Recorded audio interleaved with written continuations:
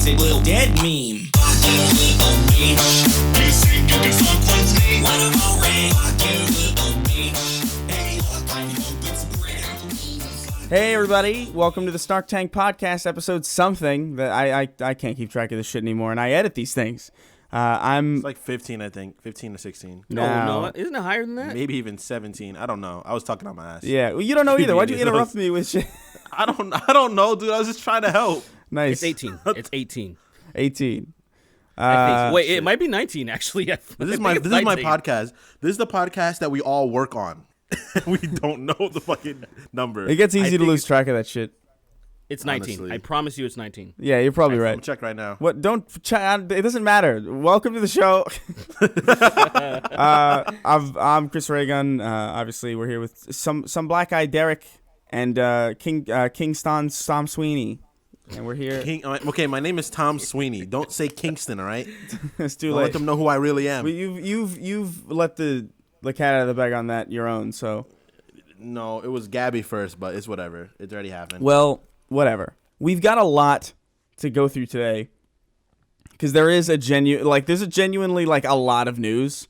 Yeah.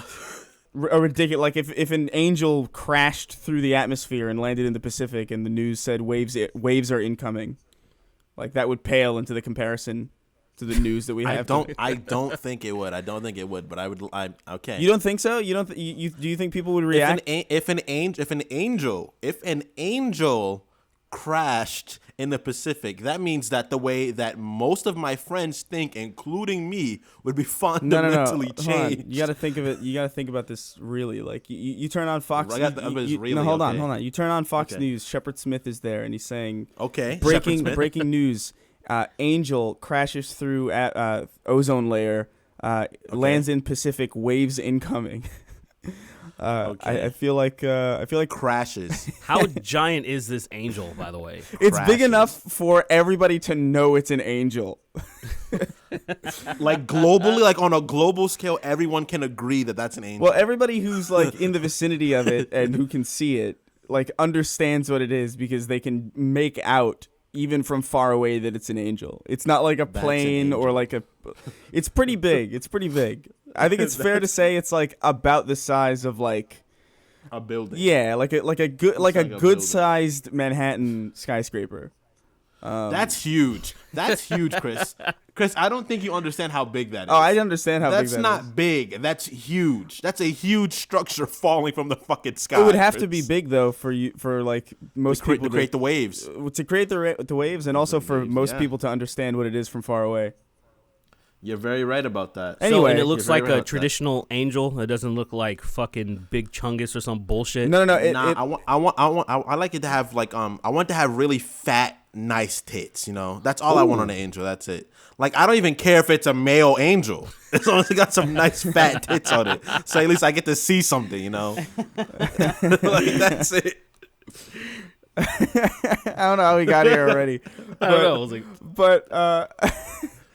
so what is it? There's so much to talk about, but I wanted to bring up this one story that I thought was kind of amusing. Do you guys know the Land of Lakes brand of butter? Yeah, I know what that is. They've got like it's a classic. Yeah, they've got like their logo is like a little Native American lady or a Native American guy with some butter in front of like this beautiful woodland vista. Butt? And, no. What? I think it has some butt, and I was like, oh. I hate everything about you. They're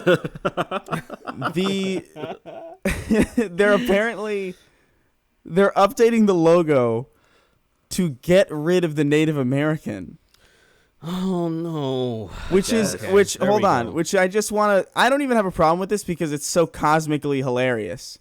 Because you have a brand of butter, this company, that is removing the Native American from the lands and the lakes. That's pretty good. They didn't think about this at all. Like, why did you? You're damned if you do, damned if you don't, bro. That's like one of those moments where you're just trapped.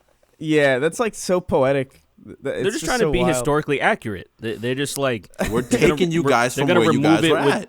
I'm sorry. They're gonna replace it with smallpox. So it's gonna just have like a bunch of dots all over it, and I think we'll be good. So that's like recent. That's like that. This isn't something that's like 2016 or something. Yeah, this is like super recent. I just feel like most of that shit, that virtue signaling stuff, people kind of were more or less done with it. So it's like, why now? Like that snowflake shit, that comic thing. Wait, it reminds me of that. Oh, you remember the snowflake thing? And the snowflake and safe space. God, fuck These me, things dude. that they're doing, it seems very outdated. Yeah, it seems like old. They're not gonna get a wave of support by doing shit like this. That's so ridiculous. So we've got a couple stories today. We've got Alinity being banned from. Honestly, no, hold on. We should really talk about Kim Jong Un being fucking. Kim Jong Un vanquished, potentially being. Yeah, I mean vanquished. Enemy vanquished. It's kind of hard to tell what real news is when it's coming out of North Korea. True. Because they're so tight-lipped, and we really don't have as much intelligence on that country as we think we do. But it's hard for it's hard for me to believe that this isn't true, because I feel like they would have said something about it by now. Sure.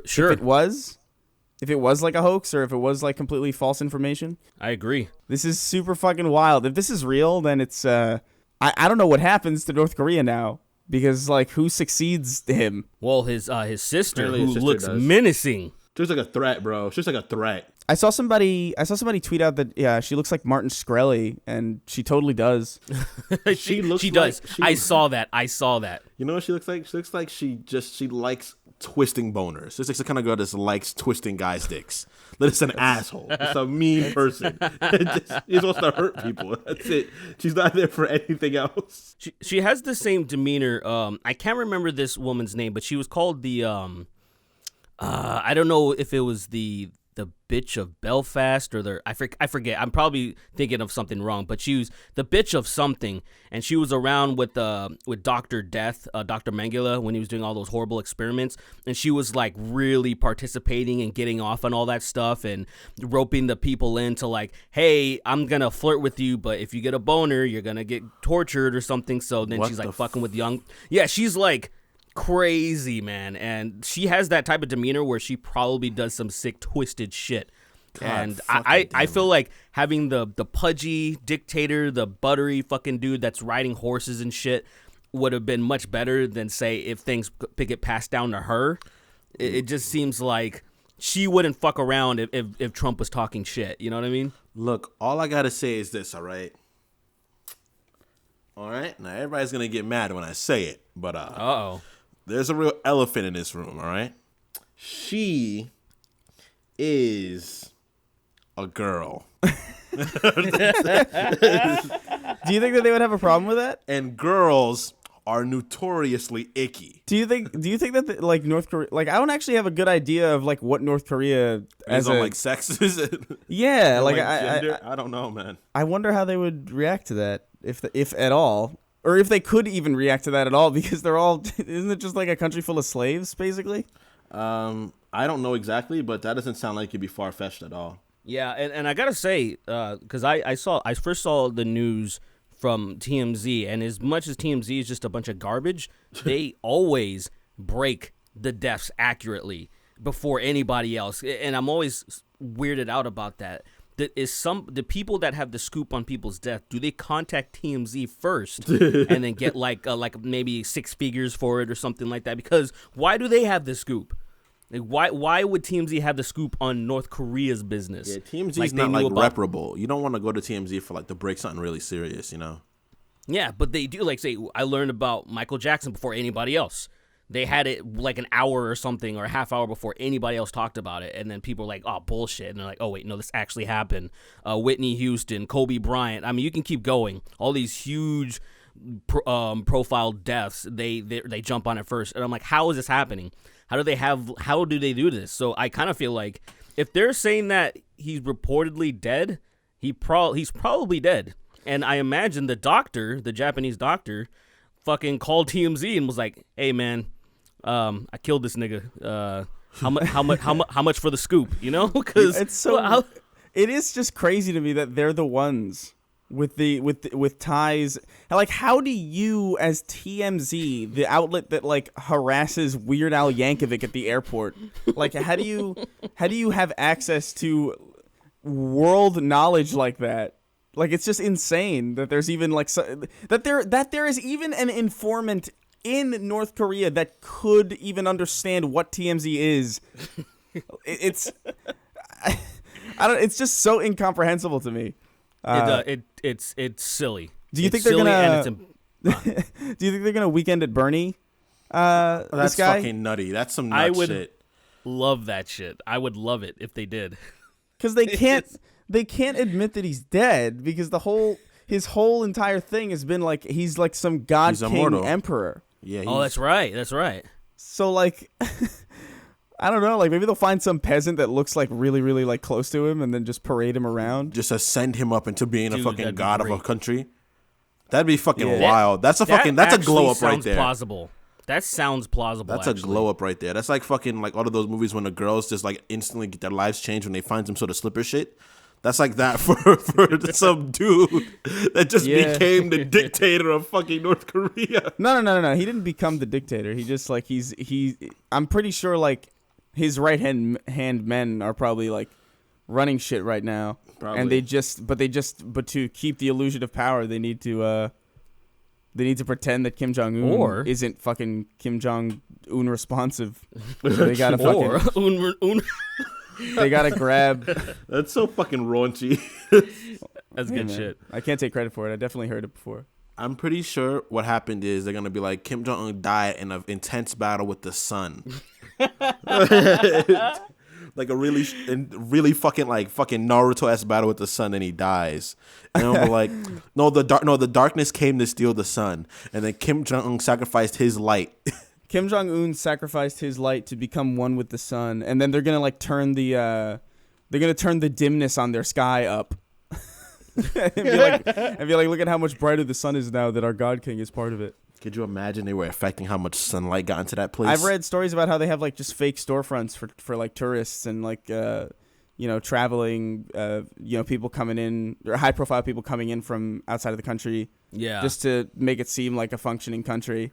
Yeah, did you see that one picture that was tweeted out by somebody that was kind of defending North Korea during the pandemic, like when things were just getting shut down?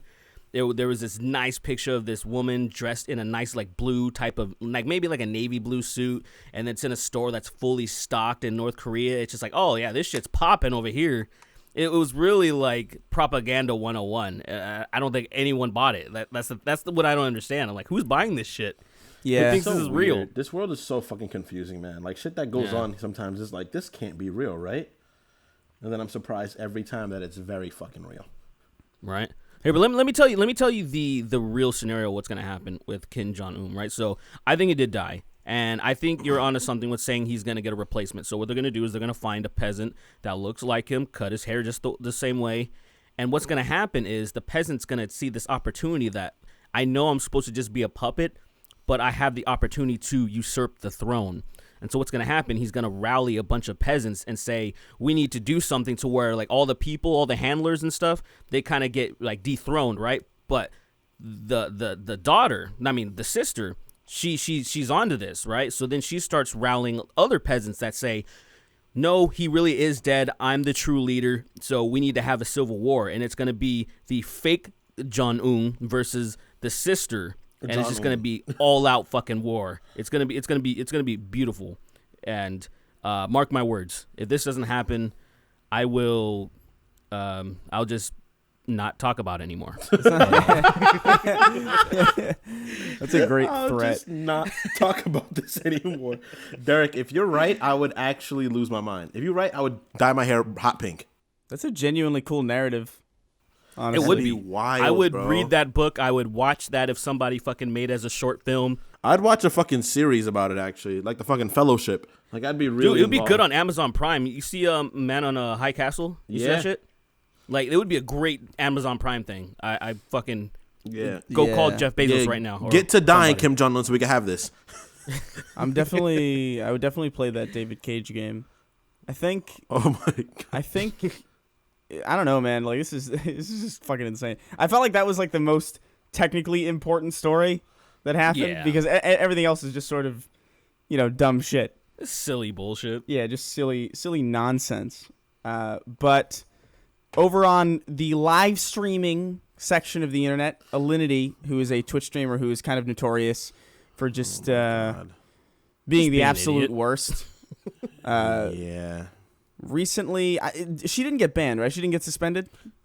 Okay, so I'm hearing conflicted things because at first she said she was going to ban herself and obviously suspend herself for a few days.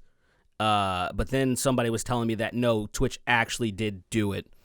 Really? That they went to her channel and she is suspended, but not banned because there's a difference. Like there's perma banning and then there's suspensions that can go from like 3 days, 7 days, whatever. How about we start with why people are so angry is because from the very beginning she kept violating Twitch's rules, their community guidelines, and nothing would happen to her and everyone was frustrated, and this was like the nail in the coffin, right? Yeah, she bragged. I recall her bragging about how many connections she has to Twitch and how like, oh yeah, they would never. I think this was her where she was like, they would never suspend me, or something like that. And I remember being like, wow, that's fucking really annoying because she's the one who spat vodka in her cat's mouth, right? Oh, Yep. That's so awesome. Yeah. Yeah. So wait, let's go back. So the first thing that got her the notoriety was PewDiePie was covering her, and I think he used the term e-thought or something. I can't remember. Or he was covering something that was related to her or somebody she knew, just talking about the community. I'm pretty sure he used e-thought or something derogatory, whatever. It wasn't a big deal, but she was mad to the point where she was asking somebody, like, can we copy strike PewDiePie for, just basically being rude. She was trying to DMCA PewDiePie just because she didn't like what he said, which everybody was like, what the fuck is this, And then people saw the cat stuff. She spit vodka in a cat's mouth, which obviously alcohol is very poisonous to Everything. Cats and a lot of animals, really. Even right? us, actually, literally. It really is, right? And then there's footage of her yeeting her cat, like just tossing it over her head, which is definitely a bannable offense. And just, animal cruelty in any sense. Like a lot of people have been screwed for plenty of things that she's already done. And then this last thing was she was trying to stuff a pillow under her shirt to make it look like she was pregnant, and she accidentally flashed a titty. Just one quick little flash, one little titty. And but that's all it takes though. Plenty of people have been banned for, nip slips, or like a dude even got like suspended for like a guy. Like he was just showing his moobs, and he got taken down. Yeah. And so people were frustrated. That's insane, dude. Yeah. I'm going to be real, all right, with you guys? I'm going to be real. As soon as I started streaming, things started going crazy. All I'm saying is that I think I'm Discord incarnate, honestly. I think it's me. I can get behind that. Because, as soon as I got on that fucking app, shit started going crazy, I'm not saying I'm the most powerful creature on the planet. I'm just saying that I might be the most powerful creature. I've never seen somebody respond to something with so little relevance to what was previously said. I'm just saying, I'm probably a god. My influence on the Twitch world, though it may be minute now, is affecting all of it. And I swear to you, I don't. What is by wrong with? by the end of this, my name will be known, enchanted in fear. Because the power in which I hold to destroy that which is already built is hitherto unheard of. Are you okay? What is? Did you take something? I don't think, as far as I'm aware, I don't think there's any cocaine in this house. That's not cocaine. It's vigor. It's raw vigor, Chris. Yeah, that's what cocaine is. I'm pretty sure. Did I ever tell you the time I walked through a cloud of cocaine? Oh, no, never. Where were you? Let's not talk about this on our podcast. No, it's fine. It's fine. I wasn't doing it. It wasn't me. It wasn't me. It was like, It wasn't me. I was at a party at this is real. I was at a bar with like this girl and some of her friends, and we were partying, and it was like 1 a.m. and then everybody was like, hey, we're gonna go over to this house party. You want to come? And I was like, yeah, sure. And then we drove into the hills, and we ended up at apparently what I later learned was like Taylor Swift's house or Taylor Swift's brother's house, something Taylor Swift. She was all over the house and like pictures and shit. And I was like, what the fuck am I doing here? And like I was like kind of getting ready to leave because I felt like massively uncomfortable. And I walked into the bathroom and there were just a bunch of people doing cocaine. And then they turned when I walked in and one guy tripped and like I don't know what the hell, like slid across the table and like blew like a cloud of cocaine in my face as I was walking through it. And I was just like, okay, I guess this is what's happening. Because I wasn't sure if I had done it by accident or not, or if I was just like heightened by the anxiety of like seeing this. Maybe a little both. Maybe a little both.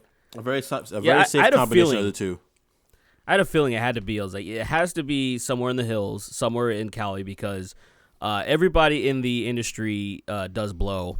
It's astonishing how many people that I know that went from never doing anything like that and then getting into, say, let's just say the film or music industry, and they're like, oh yeah, I party, every once in a while. I'm just like, that's so casual. I know so many functioning people that regularly do cocaine. Yeah, like it's very functioning people. It's insane how much it's so much more common than I thought it ever could be. Like, cause you see it in movies, and it's always, even in like film, it's always treated as like this really like taboo, like, whoa, is that cocaine? Unheard. Yeah, it's like an unheard of thing, or like something that's like meant to be like foreboding and imposing, but like it's just fucking everywhere to the point where I technically accidentally did it. Like, how the fuck does that? How do you accidentally make somebody else do cocaine? That's so fucked.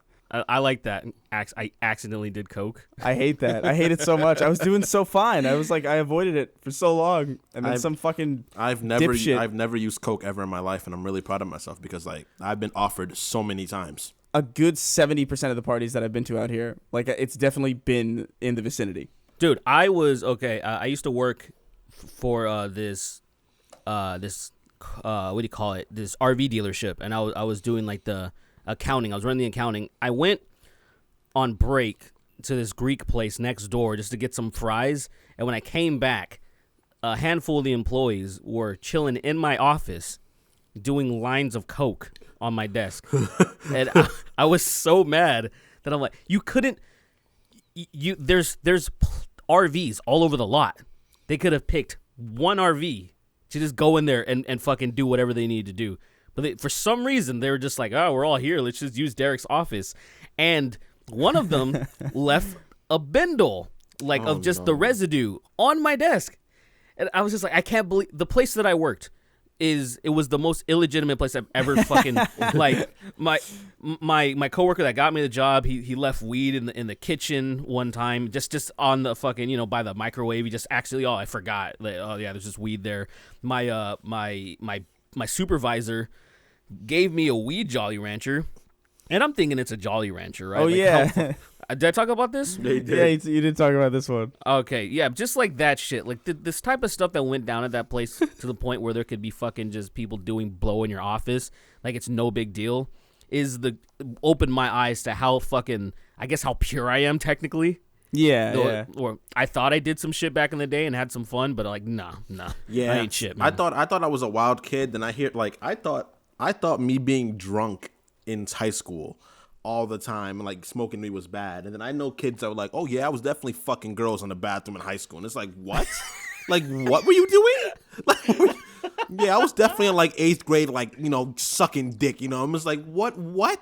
Like, what is... That's wild. That's so insane. Wild. This world is the world is slowly crumbling. Like, actually. Like, society is gonna fail. We're gonna break. We're gonna lose our shit and turn back into animals.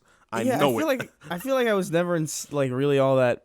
Why I felt crazy because, like, when I was in, like, 8th grade or something, I would be a very subtle terrorist to everybody around me. You weren't doing crazy stuff. You were doing evil shit. You're evil. You're not crazy. Chris, I have a friend that he admitted that if he had never found music, he would outright be a serial murderer. And I feel like you two have some common like ground threads. There's some similar threads between you guys.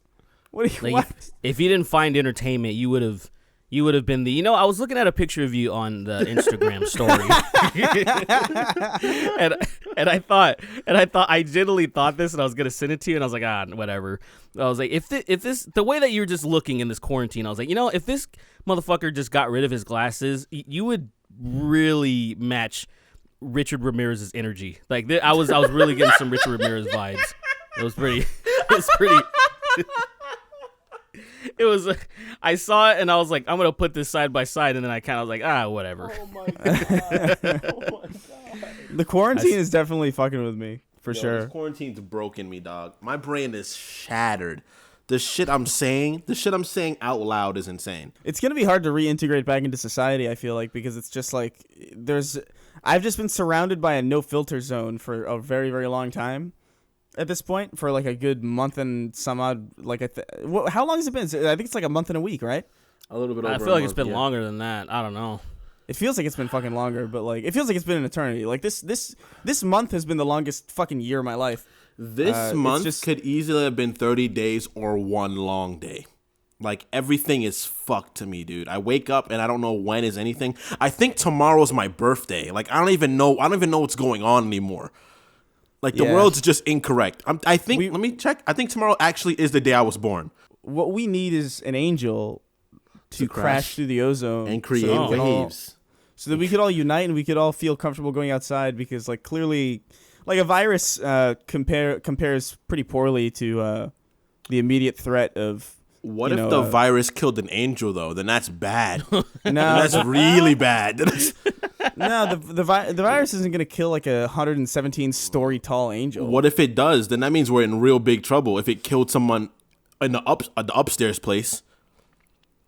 Well, because like we ain't shit compared to one of those things. Apparently, based on the manga. I mean, based on the book. The manga, the Bible manga. Is there a Bible manga? There might be. Probably, dude. It's It'd be a pretty good manga, honestly. A little slow in parts, but whatever. So the next current events thing that we've got, Jeff Goldblum, national treasure, Jurassic Park star. He's on. He's just a strange human being in general, but like he's. I think everybody knows who he is. I don't think there's any really most famous from his movie The Fly. Yeah, like I don't think if you don't know who Jeff Goldblum is, then I don't even know what you're doing on the internet. To be honest, like I just don't even know how you're functioning. But he was on RuPaul's Drag Race, either this week or last week or something. The episode aired super recently. And he was, I guess, a judge or somebody who was, I guess, supposed to be like appraising. I don't know what the fuck a drag show is in that context. I don't know what RuPaul's Drag Race is. I haven't seen that show since like 2011, and I was forced to watch it. Oh, okay. But apparently there was a contestant on there who was doing a show where they used a hijab in the performance, and Jeff Goldblum had the audacity to ask the question, isn't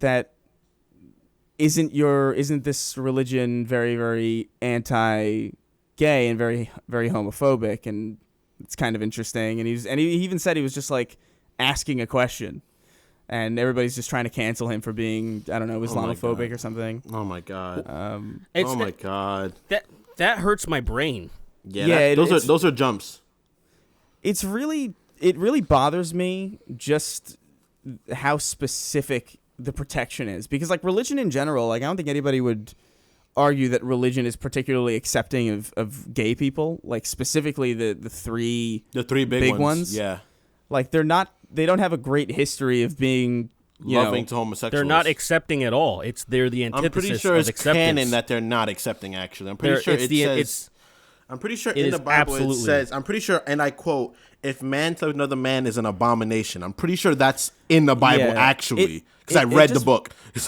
It just bothers the hell out of me, because it's like I don't know why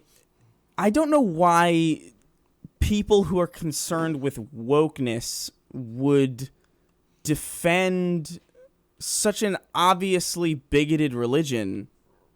Like it's weird. It's like they conflate the religion with the people who follow it. That's what it's like. Oh, you must like really disapprove of Muslims because you're criticizing Islam, and it's like No, I think Christianity is super stupid, and I have plenty of family members who are Christian who aren't like terrible people. I just think they believe a really stupid thing, and that's totally like for me to go out and say like, oh, I think Islam is a bad religion that is very, very harmful, and to come away with that assumption, come away from that statement with the assumption that I'm saying every single Muslim is a bad person is just insane. And I feel like that's kind of the conflation that's made in these cases, like because that's the only way that I could. That's the only way that I can twist my brain into defending it. Yeah, look, I feel like I feel like I figured out what's going on, and a lot of times people don't mention it. So you're definitely right about that because people can't separate Islam from Arabs, and that's the thing is that not all Arabs are Islamic. You know, like there are people that follow the Islamic faith all over the world. Yeah, there are Christians who are let's say Indonesia. Let's say Southeast Asia has more Islamic people, more Muslims than in the Middle East because there's more people. You know what I'm saying? If we want to be real about that. And the thing is, and one of the reasons why there's so much is like they say Islamophobia or whatever, even though it's to be more controversial, there's a lot more people that have problems with people in the Middle East because of what happens, because of the blowback from being in the Middle East and all the military industrial complex, all the stuff that's been going on over there. Yeah. People are actually mad at the area, but they're just thinking it's just strictly Islam, even though there is parts of Islam that's making it more of, we need to do this. You guys are messing up our sacred places. We need to do this holy war thing. So it gets like really like turns into a really big mess. So people like progressive ideologues, what they try to do, and they have the cognitive dissonance to where they want to they don't like religion. They don't like how oppressive it is and how sexist it is and all that stuff. However, they want to protect Arabs because there's so much hatred on them, and they're just conflating the two. It becomes a big mess, and they don't know how to separating them. They're not separating the two different things. Yeah, they're definitely not. And just so like Jeff Goldblum asked that question, right?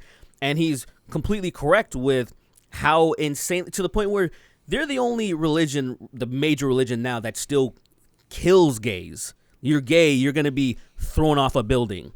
Or if there's no building available right there, they're just going to stone you to death. If there's no building available this Tuesday, we're going to throw rocks at you till you fucking die. Make a choice. Imagine being pummeled by rocks to death. That's like the worst. Because you might not be hit in the head enough to die right away. You know what I mean? So, yeah, that's a terrible way to go. Yeah. And I think it's I just can't. As somebody who actually does lean heavily left, I cannot find it in myself to defend that religion. Like it is so antithetical to everything that I think is valuable that I can't even. I agree. As an ex-religious human being, I agree. I can't defend. Yeah, I can't defend that stuff. I just can't because it's super anti. Like human, this is human nature to be a different way sometimes, you know, and to defend that. First of all, Jeff Goldblum had no bad intentions. He was asking a question. When you can no longer ask questions about things you are confused about, then there's no point of anything existing anymore. Yeah, he was simply asking a question. Like you can't fault him for that. He asked a question, and they could have explained the context of the question, and he could have been like, "All right, cool," because I'm sure he wouldn't have responded ignorantly. He was so respectful about it too. He was like, I don't know, I'm just thinking out loud. Maybe I'm being stupid. Like he was saying all this shit, and he was like, and Jeff Goldblum was like, probably one of the nicest people I've ever seen. Like he seems like a really just chill dude. He's a really great dude. He's an alien mentally. Like he's definitely from like the outer realm. He's definitely like one of Cthulhu's kids that crashed here and like decided not be a bad person, be like a good guy and help us out. But like he's not a bad person. He's asking a question, dude. Like I hate the idea of that where like when you can't question things, you can't just simply wonder why this is which and why somebody does something, and you immediately people try to destroy you. Well, because like, then you can't even grow. Like you can't even learn. At a certain point, like if you want people to be better, but you're not going to give people that opportunity, then why even bother with that task in the first place? Honestly. Like it's just like I wanna feel better than other people, and I wanna keep my group the exact size that it is, so anytime somebody asks a question, and I could give them an answer that pertains to my personal experience and maybe expand their base of knowledge, I'm not going to take that opportunity because I'd rather just feel superior to them for having that information in the first place. And it's just fucking beyond irritating. It's stupid. Especially when it happens to such like to somebody like Jeff Goldblum for such an innocuous thing. It's so strange. Absolutely. It is, and it's people wanting to protect people that have obvious cognitive dissonance. They want to protect those people. It's like when it's almost like your ego getting challenged, and that's what usually happens when you follow certain ideals. And when you know that there's conflicting ideals or conflicting things going on, that you immediately want to just, lash out. And other people that probably thought it was, oh, this is so wonderful seeing a trans person or a person in drag wearing a hijab, where it's, to me, I have this picture of MS Paint of my friends all hanging out, and then we made all the guys KKK members. We drew them as with MS Paint, but then one of them we drew them black, and they're just hanging out. It's like one of those things where it just doesn't go together.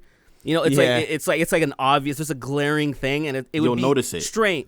Yeah, you'll notice. You're like, is that something that should be happening? It's the obvious thing that should come up, and I feel like, say, it should be mainstream to be able to fucking talk about it. Be like, hey man, maybe we shouldn't pretend like this shit's all cool, because that's the people problem. People over there that they would hate everything you're doing right now. That you're on stage wearing dressing in drag, they would want to kill you. Maybe we can be mainstream about that shit. Yeah, and I want to make it clear too. If you're a member of the Muslim faith listening to this podcast, I don't have a problem with you. I don't think anybody here does have a problem with you. Not a bit. Like I said, definitely not. My family is hilariously Christian. I despise that religion also. Yeah. But it doesn't make you a bad person. I was raised Seventh-day Adventist. I was raised very Christian. I was baptized the whole fucking 9 yards, and I have not a modicum of hate for anyone of any religion, honestly. I was raised Catholic. It was fucking crazy, insane. Yeah. See, because we also understand that. We understand what happens, because people what they do when they discover a religion or whatever, they cherry pick the good parts.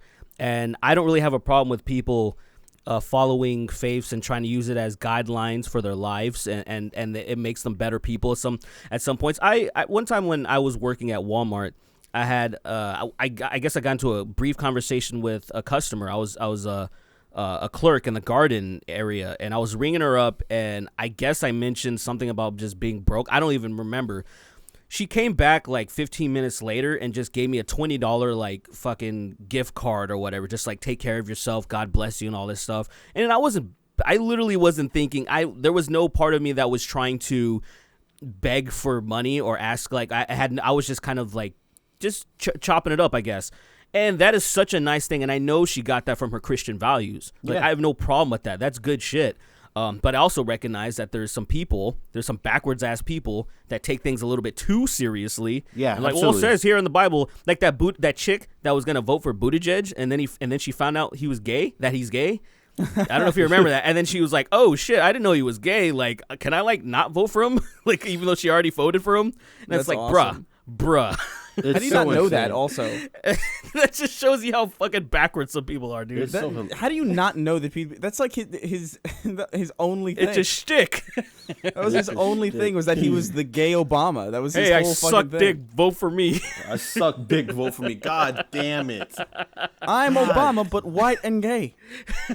And it's dude, okay. I would vote for him if he said that, though. Absolutely, he had my vote. If he just came out and said, he just did a whole fucking Obama impression. If Donald Trump just said nigga one day, I'd vote for him forever. I'd be completely honest, Steve.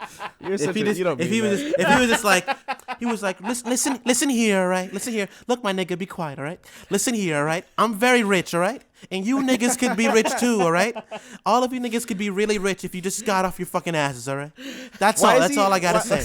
Wait, why is he Quentin Tarantino? I don't know. I can't do his voice, man. I can't do the Trump voice. All right. Calm down. You gonna inject that Lysol, nigga? You'll be feeling good. I promise you. Dude, maybe somewhere in the skin, we can, hold we on, can get shut on up, shut up. We can't keep doing this. Dude, the Lysol shit is wild. That's insane. The Lysol shit, like, so what did he say? He said, he was like asking like if it was reasonable to look into injecting detergent, right? Or disinfectant or something?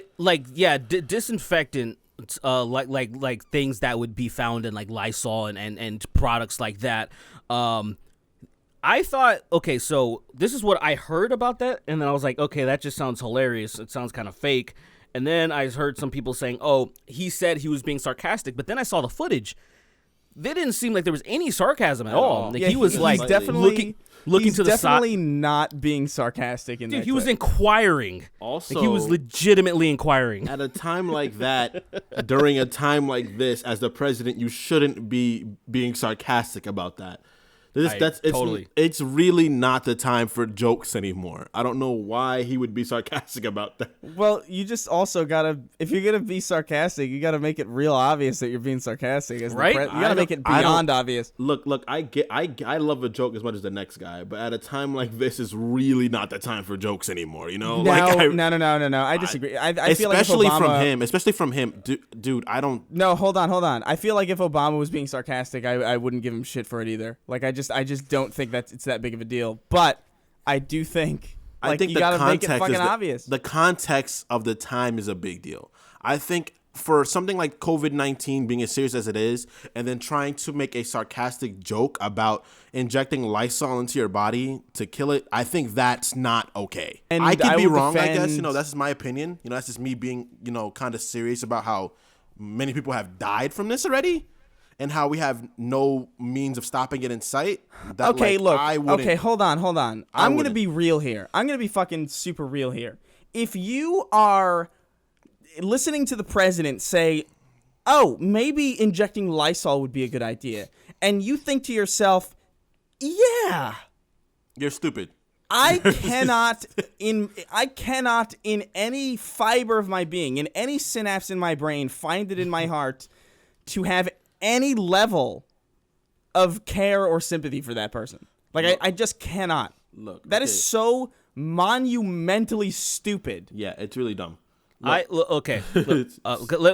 Okay, I had this conversation yesterday, and while I agree with you wholeheartedly, there is a part of me that also feels like it's our job as normal human beings to protect the insanely stupid ones that can't help themselves. But here's the thing, and here's where I get a little bit conflicted, because I feel like that completely because there is ignorance, like children being ignorant, and we should definitely protect them at all costs. Okay. Now, adults, I get a little bit kind of the waters get a little bit muddied, and I sometimes feel like, well, maybe we need to cull the herd. And here's the deal. Here's the deal. Remember when Trump was talking about hydrochloroquine or whatever? Oh yeah. There was some people that had something very similar to the name of that, and it was like pond cleaner or something. It was to like clean your koi ponds or whatever, and they took it and died. Like, those are the people we need to watch out for, because Trump, whether he was being sarcastic or not, and it doesn't look like he was being sarcastic, people are gonna fucking try it, man. They're gonna. That is be fair. Look. Okay. Look. First and foremost, most likely disinfectant would kill whatever it is, right? But the thing is that it would also kill us, because it's gonna disinfect your body. So it's going to kill the bacteria necessary for you to live in your body, along with most likely your cells and a lot of other shit. It's gonna make the pinks of your inside turn fucking sparkly white, like your fucking toilet bowl, bro. Don't take that shit.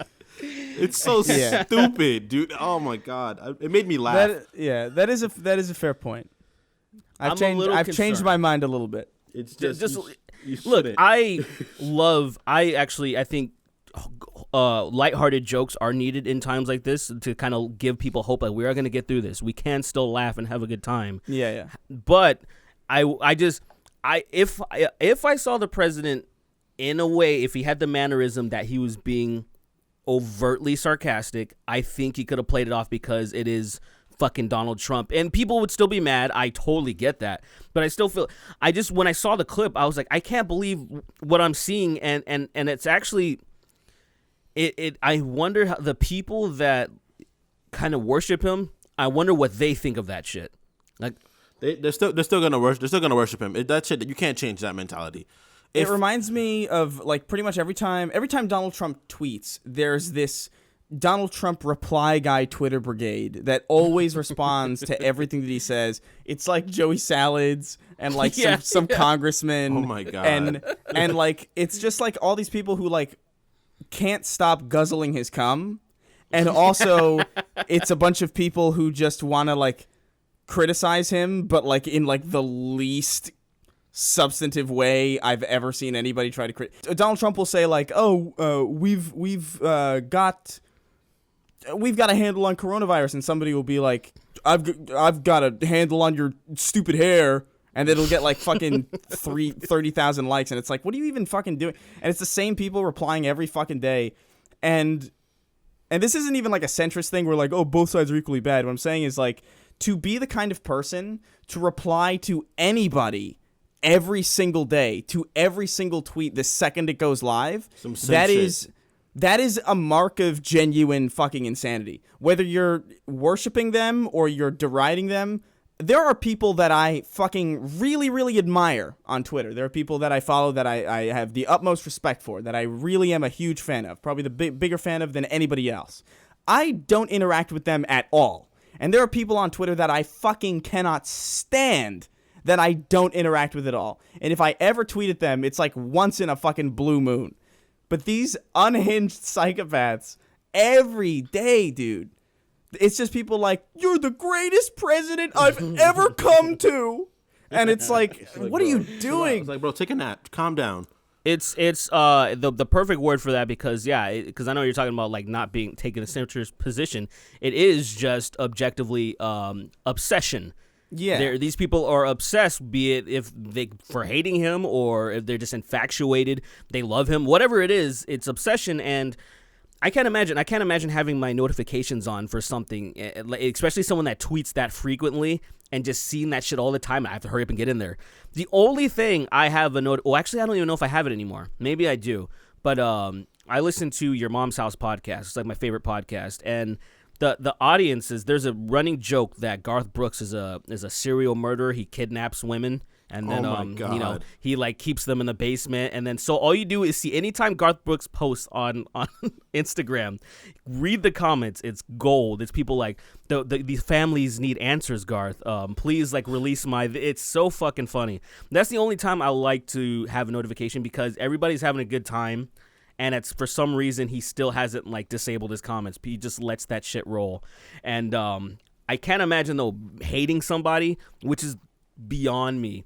People that claim to despise people, yet they can't stop talking about them and they can't stop like trying to respond to them. Like, if I genuinely dislike somebody, I don't want anything to do with them. Yeah, actually. I don't want to hear from you. Yeah. I don't want shit to do with you. I don't want to see you. I don't nothing. And so I always like trip out on that shit, man. Yeah, hate and love are very similar. They're very close to each other. They're not. I don't think they're opposites. I think the opposite is indifference. Yeah, like the opposite of love is indifference, and the opposite of hate is indifference. They're like gay cousins. I totally get it. Yeah, but like, hold on. I'm on Donald Trump's most recent tweet. He tweeted 2 minutes ago, and he said, oh my gosh. Donald Trump tweeted, he says, does anybody get the meaning of what the so-called Nobel, not Nobel prizes, especially as it pertains to reporters and journalists? Noble is defined as having or showing fine personal qualities or high moral principles. Does sarcasm ever work? I don't even know what this tweet is. This is like a fucking... I don't even understand what he's saying. I don't either. But one of the tweets immediately, 47 seconds ago, you are a sad sack. It's your wife's birthday, and you're farting around on Twitter? What kind of a criticism is that? That's such a weird one. All fucking ready. Like it's just. You shouldn't tweet on your wife's birthday. Joey Salads here 55 seconds ago. Dude, Joey, what the fuck are you doing? He tweeted 2 minutes ago, dude. What does it say? He says like this whole thing is rigged to pat each other on the back. I don't know what that. I don't know what any of that means. Something about Nobel Peace Prize. Something's happening, and probably because Obama got one, and now Trump wants one or some shit. I'm assuming. I'm just assuming that's what's probably happening. I don't know. It's just fucking weird. Just the people that just immediately, like, without fail, will immediately respond. I assume it's like a marketing thing or like trying to get their social media engagement up. That's the only thing that I could. You would assume so. I feel like I heard somebody say something about that on Twitter, that there's a market that's dependent on him tweeting. It was real. I think I'm real. That's right. I saw that kind of in passing when I was scrolling, but I didn't completely like read it. So yeah. There you go. People just care too much. I don't know. I don't want to see him. That's why I don't follow him. Same thing with like Keemstar. I hate Keemstar. I fucking hate that guy. I would never follow him. If I see him on my Twitter feed, I literally just politely click to do not show again. That's it. It's really respectful. He was at our apartment. Yeah, I wish I was here, dude. Oh my god, I wish I was here. That would have been hilarious. Why? Would you have killed him or something? I would have killed him. I would have been really rude to him though. That would have been weird. It would have been so funny to see like Keem just have this fucking vendetta against you of all people. That would be so fucking funny because I don't mean shit. So he would just hate me for no reason. You know, I've always wondered about Keemstar. Did that guy Alex that he went on that rant about? Has he ever surfaced? He got called self-righteous N-word. I wouldn't show back if I was him either. Well, see, no, they weren't. I know the story about. Well, at least I found out the story because of that Misfits podcast with Swagger Souls, and I don't know who the hell the other people are. I don't know. You've heard of Swagger Souls, that fat guy that wears the I can't believe I can't remember his name. The dude from Dark Souls with the sun guy. Knight Solaris? So yeah, this Solaris or whatever. I can't believe I can't remember his name. Doesn't matter. Anyway, he wears that one helmet, and he's a really like big YouTuber. Anyway, Keemstar came on that podcast, Misfits, and then it showed up in my recommendations. But I was gonna be mad, but then I was like, wait, I actually do want to watch this because it explained the story behind the Alex thing. And I guess, you know, Keemstar used to be a notorious shit talker with this Blog TV or whatever it was called. And there's a thing like where you can start yourself, and essentially, I guess that guy Alex was starting Keemstar, and there was a bunch of people that were being mad, like say Keemstar's kind of like pumping himself up, and he was saying like, I'm not doing this, it's Alex. And then I guess that guy Alex was saying all this Italian slurs to Keemstar, so then he fired back with like N-word this, N-word that, and I love it. I'm so glad that happened because it's one of my favorite fucking clips ever. It's golden. I use it as much as as possible. Whatever I can fit it in something, I put it in there. And I theorize Keemstar doesn't like me for that reason. Well, there may be two reasons. The first time I ever kind of like when I was past 100K, and then I did a review on the content cop of iDubbbz versus Tana Mojo. I did like a review, and that thing kind of blew up. And I know like a lot of people from the commentary community found me through that way. And I know Keemstar watched it because he watches everything that has to do anything with drama. And right after Tana Mojo is like dropping the N-bomb, of course, I inserted that clip of Keemstar immediately. Like, I had to. I fucking had to. It's obvious. It's easy fire. Yeah. And so even though the video had absolutely nothing to do with him, I had to throw it in there. And I feel like he's always been kind of like, you know, he kind of has like a negative vibe towards me. And then one time, and this I kind of understand, when I found out that he and I have the same birthday, I quote tweeted him, and I was like, oh, I can't fucking believe I share the same birthday with you. Like, I was pissed off. And yeah, so I think I burnt that bridge, but hey, you know, it is what it is. It'd be like that.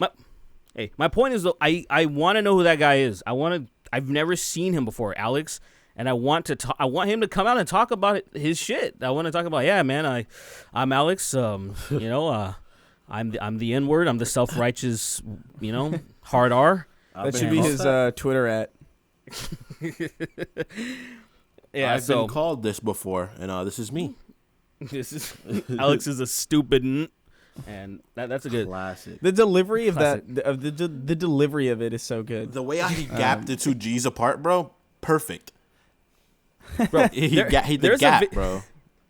There's a video that exists on YouTube. It's so good. It's like one of those Fine Bros kind of reaction things or whatever when they have. It was like a you laugh you lose thing, but they got a bunch of famous YouTubers to do it. And instead of the clip that they used originally, they used that Alex clip. And it looks like they're genuinely reacting to it. It's so funny because it just everything, like whoever made it is just a genius. It's so fucking funny. Some people are It's truly one of my talented. favorite videos. They really are. That's really smart. I like that. Some people are really blessed, man. Let's hand out some what do you call those things? Hard Inward passes. The Let's hand some out. Okay. I'm not gonna do that. I'm not gonna do that. Oh. I'll lose my black card if I do that. I do too much preaching about black culture for me to hand out the N-word card. I feel like I'd lose my skin color, and I don't want that to happen. So I can't. All right, whatever. Man. I made a pact with a black eldritch god. And if I hand out, did you? What's the god's name? What's the god's name? Tyrone.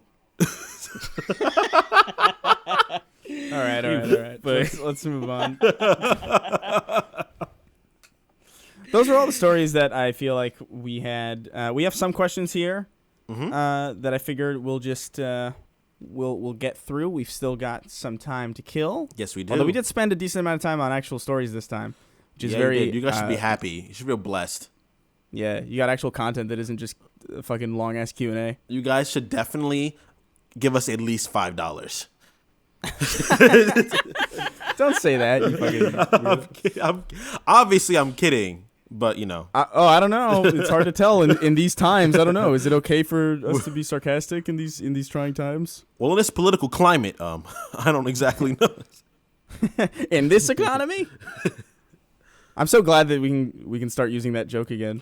I love saying in this political climate. I love that. I love it. It just makes me feel so much smarter than I am. What is this? Dodger and Ice wrote in. He says, "Hello, Ebony, Chocolate, and Not." I guess I'm Ebony. I'm just not. Yeah, I'm pretty chocolatey, milk chocolate. I've got nothing. I'm just fucking vacancy. Yeah. What was the worst / craziest / most eventful experience at a concert that you can recall? Ooh, okay. I was at a Devil Wears Prada's concert, and that's the first time I went to a mosh pit ever. And some guy who was way smaller than me picked me up over his head and slammed me to the floor. And I was elated. I was like, this is insane. I love this. What the fuck? How much smaller was he? He was small. He was small. He like fireman lifted me up over his shoulder and fucking tossed me. He was probably a wrestler. I gotta imagine he's got the technique down. I was probably smaller like an ant. He's probably an ant human. Like, what the fuck? He fucking got me, and I was like, don't get me wrong. I was nowhere near as thick as I was. I was definitely I was like in 10th grade, maybe 11th grade, and he like lifted me up, and I was like, what the fuck's happening? And then he tossed me into the pit, and I was just like, whoa, this is crazy. I definitely got stepped on a few times too, but I was just like, whoa, this is insane. Since then, never been in a mosh pit, but I do love them. Fantastic events. They're very good. They're fun in small doses. They are. Yeah, mosh pits are wild. They're insane, dude. I have to narrow this shit down. I can't even. The wildest stuff. I would say I had an opportunity. I almost the Davey Havoc, the singer of AFI. I almost punched him in the face because a lot of people. I would go to shows weekly, and I saw one of my favorite bands, the Dillinger Escape Plan, and some dickhead jumped into, he stage dove, and then he just started acting a fool, just basically hitting everybody and just going crazy. And I couldn't tell who he was, but he was getting rowdy enough to where I was about to turn around and slug him. And then he kind of like left, jumped back on stage and went back, where the stage crew is. And then after their song was over, they're like, oh, that was fucking Davey, like, what's up? They have a new album coming out. And I was like, holy shit, like, that would have been really problematic because that same week they shot a music video to this song called Miss Murder. And, like, oh, yeah. Yeah, I probably, like, he would have been all fucked up. He would have affected history, bro. Really, like, things would have been, I was like, I'm so glad I didn't do that because there's a lot of crews that hang around those shows. Like anything that's remotely has any hardcore elements to it, there's some to me. They're some of the biggest pussies on earth, but they roll deep. They fucking they don't use guns, but they'll beat you to a fucking pulp if you, I don't know, look at somebody wrong. So if I would have hit that guy, somebody would have killed me. I would have been fucking turned into mashed potatoes. The fans would have probably killed you. They just would have like, he punched AFI. They would have. Oh yeah, kill him. It probably would have happened. Destroy him. Wear his skin for me. Dude, I could imagine how terrifying it would be to fighting everyone else at a concert. Like, dude, it's just you versus every single other person there. And it's like, well, shit. Dude, fandom in general. Like, imagine we had a meetup. Like, all of us. We had a meetup. Like, Snark Tank people, fans of all of us individually. And we had a meetup, and some guy came up and, like, started picking a fight with us. Like, that'd be so fucked because everybody there is, like, motivated by some higher level of just, like... Yeah. It's, like, it's inherently, like, scary. But that's fucking dangerous because that's going to be one person who's going to get beat to fucking snot. It's like those people on those girls on Vine who were like, I guess it's not even just Vine. I guess it's just younger like teenage girls in general who are just like they'll tweet at their like favorite singers and they'll be like, "Step on my fucking brainstem." And oh it's my like, god! It's like it's like the weirdest relationship that they have. That's with, so fucking gross, man. It's like the closest thing that I can relate to. Like that is what a female simp is. I feel like. Yeah. You know what I mean? Absolutely. Like so, like because I remember like when I was on Vine, I got a lot of that, and I was like, what the fuck is this? Like, because Vine was I think primarily just like a teenager's like fucking haven. Yeah, like, it's not like TikTok now, which is kind of like exploded now. Yeah, like TikTok, it's like just a bunch of like middle-aged Indians and like and like decrepit children. It's like it's all just like really scary, like fucking people from every walk of life. But Vine was like very cringe. Specifically dominated by like children. So I would get all these like really fucking horrifyingly thirsty comments, and they were just like, "What the fuck is wrong with these people?" Like I had to delete my Vine because I was so so genuinely uncomfortable with the comments. Dude, not that it mattered anyway because the site evaporated anyway. Fucking oh yeah, that's right. And then they all came to fucking YouTube, man. Yeah, that was the worst. That was the worst day of my life, honestly. Can you believe that Viners are the reason why YouTube fucking happened? The reason why YouTube got fucked. The reason YouTube got fucked. Sorry. Yeah. It's their fault. Yeah. It's their fault. It really was their fault. Cancer pandas. I definitely blame them 100%. Like, it was genuinely fine before. And they came in. Like, it really was. It was so much fun. And then, like, they came in and then they fucking ruined it. And, like, suddenly it became, like... Because they were the ones doing all the raunchy shit. Like, they were the ones doing, like, guess how many marbles are in the jar, and the thumbnail is like the biggest pussy lips you've ever seen, fucking dangling. Fat ones. Yeah, and it's like fucking rare steaks slapping against each other, just fucking. Yeah, and fat and it's like I cheated on my supermodel ex-girlfriend with a dolphin. And it's like, and it's just all this cancer that was just like thrown onto the site, and then like YouTube had to step in, and they were like, okay, it's getting out of control, and then they fucking boosted the fucking demonetization policy. I blame every single one of them. Just fuck them entirely. Like every single fucking one of them. I can't stand it. The only people that I will accept are Drew Gooden and Caleb City. Yep, Caleb City. Drew Gooden and Caleb City they have my permission to be here, as far as like the Viners who've made the transition go. And maybe there's some other people that I'm not recalling. I'm sure there were some people who were on Vine that I actually really liked. Like I liked Matt Post and Rex Testarossa a lot back in the day, but I don't know if they're really doing anything on YouTube that's substantially damaging to the platform in the way that fucking Logan Paul and fucking Lily Pons and all these other fucking talentless miscreants. Who's that idiot that he would do like I think his name's Lance or something? Oh my God, Lance Stewart. Is that it? He do the ghost things or whatever? Christ! Oh my God. He looked like a box, man. He looked like a fucking Amazon package. I couldn't. I can't. I've never heard somebody described as that. That is the meanest. That is the meanest thing I've ever fucking heard. He's like a fucking box. I can't stand him. looks like a really like beat up Amazon package. Who is the guy he's talking about? He's talking about Lance 20 whatever, the guy that's always pranking his grandma. Lance Stewart. That guy's a piece of shit, dog. Oh my god, man. He's like that guy on the TikTok, like the guy on the TikTok who's got like the really square head. Oh yeah, that black guy with the fucking cube. He has such an angular face. That fucking guy, I tell you, man, go play NBA 2K2. Like that's what they look like. They look like that's a Dreamcast nigga, dude. Like, I'm telling you. Like I fucking when I play Dreamcast, because I still boot it up from time to time, I'm like, these fucking people, like how did people like this shit used to look good to me. I don't get it. Dude, like it used to look fucking pristine. There's just some people that are on the planet that should not have been born, and all I'm saying is Lance. All I'm saying, Lance, is that maybe you should get close to those people because I can't stand. I just can't stand it. That's definitely a group of people that you guys would all very much so get along. Was J Station a Viner, or is he just like a YouTube scumbag? I have no idea, but it wouldn't surprise me because he fits the mold. He definitely fits the mold. I hate him, dude. I hate the idea of people that have zero personality becoming famous. That shit bothers me to my fucking spirit. Zero personality, or no talent. shame. No personality, no talent, no shame. Just like, what are you? Like, how were you born? How were you conceived? What made you come here? Like, it just makes me so mad that I'm like, you don't deserve anything. Like these are people. These are people that could have been wolves, like wolves on Wall Street, but they're just like I guess they were born with half of their brain. Like they were, like, you know, they have like the potential to just take advantage and milk people for all they're worth with all this clickbaity shit and just completely selling their souls.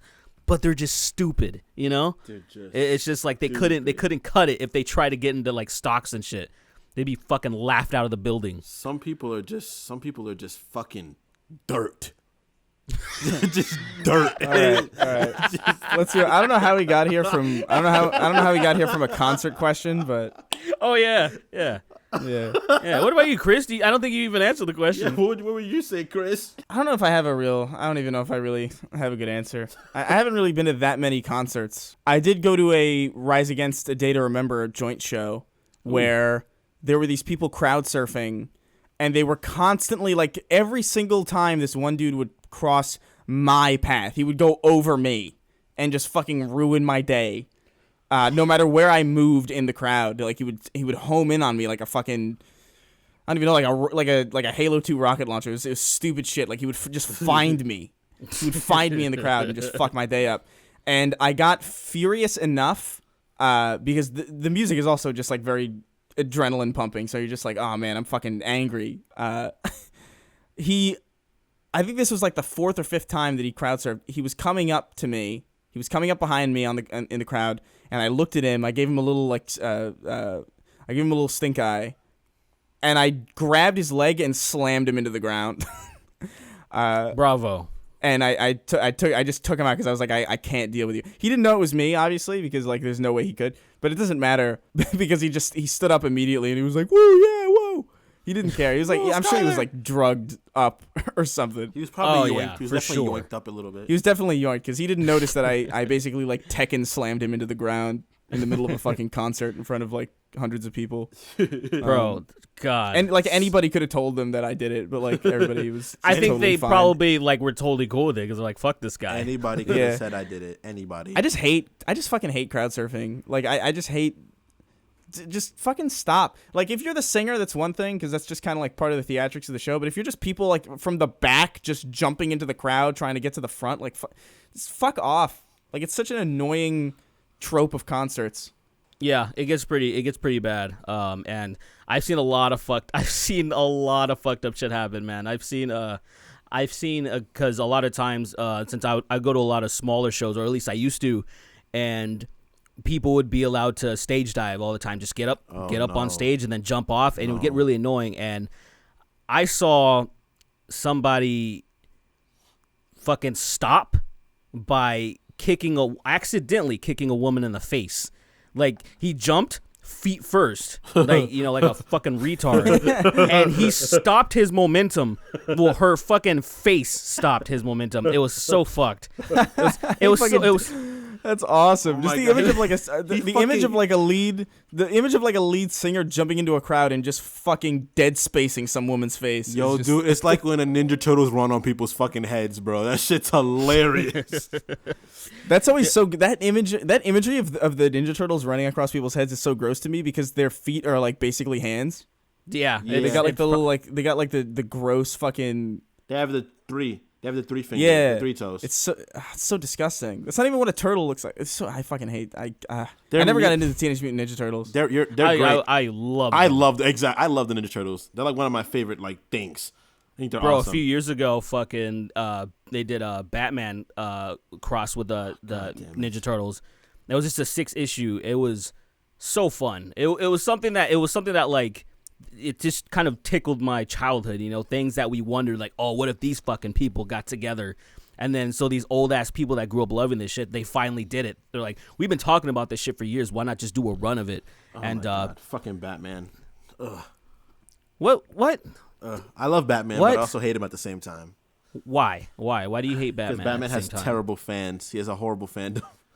Well, I mean, you can't blame that on Batman. I can't. What are you I talking can't. about? I still hate him sometimes though because of his fandom. I need what? Why? What People- is? this is the Give thing, me an this is example. the Give reason me an why. This is why. example. People, this is the thing I hate about Batman. Right, I'm just gonna give it real simple, real quick. The reason why Batman wins is because of prep time. So there are times when people are like, "Oh, this guy can beat Batman," and then people say, "Well, how much prep time does Batman have?" That is literally a canon answer. That's insane. I'm not saying Spider-Man with prep time could beat Hulk. He could probably. But why do people assume that Batman has to have prep time to fight anybody? Like, what? It just blows my mind. Like, if you go on the forum, it's like, oh, Goku versus Batman. Batman, with at least 6 months of prep time, could definitely take down Son Goku. And it's like, what the fuck are you talking about? What the fuck? That's got to be a fucking meme. That's so stupid. It's, dude, Batman with prep time, man. He could literally kill God, probably. Bro, I mean, he did kill. He became God. Yeah, dude. Like He could actually kill God. Like, he wouldn't need to Yeah. become anything. It was just Batman with his riches and his tools and his intelligence could have God shot in the back of the face. I do agree. There is a lot of because he's Batman. It's prep kind time. Of It's prep explaining I- away. I- It's really get it. bad. It's toxic. Look, it's really let me tell you. toxic. I'm talking about. I'm probably was 12 years old, and I vividly remember this. And me being a Batman fanatic, I was still like arguing with my friends, like, "Come on, guys, stop being retarded. Like, stop it." I know, like, Batman versus Superman. We're having that argument, that the age-old argument. I was like, Superman can drop a block on Batman. He can't escape that. Like, you can't. Like, I don't care how good you think Batman is.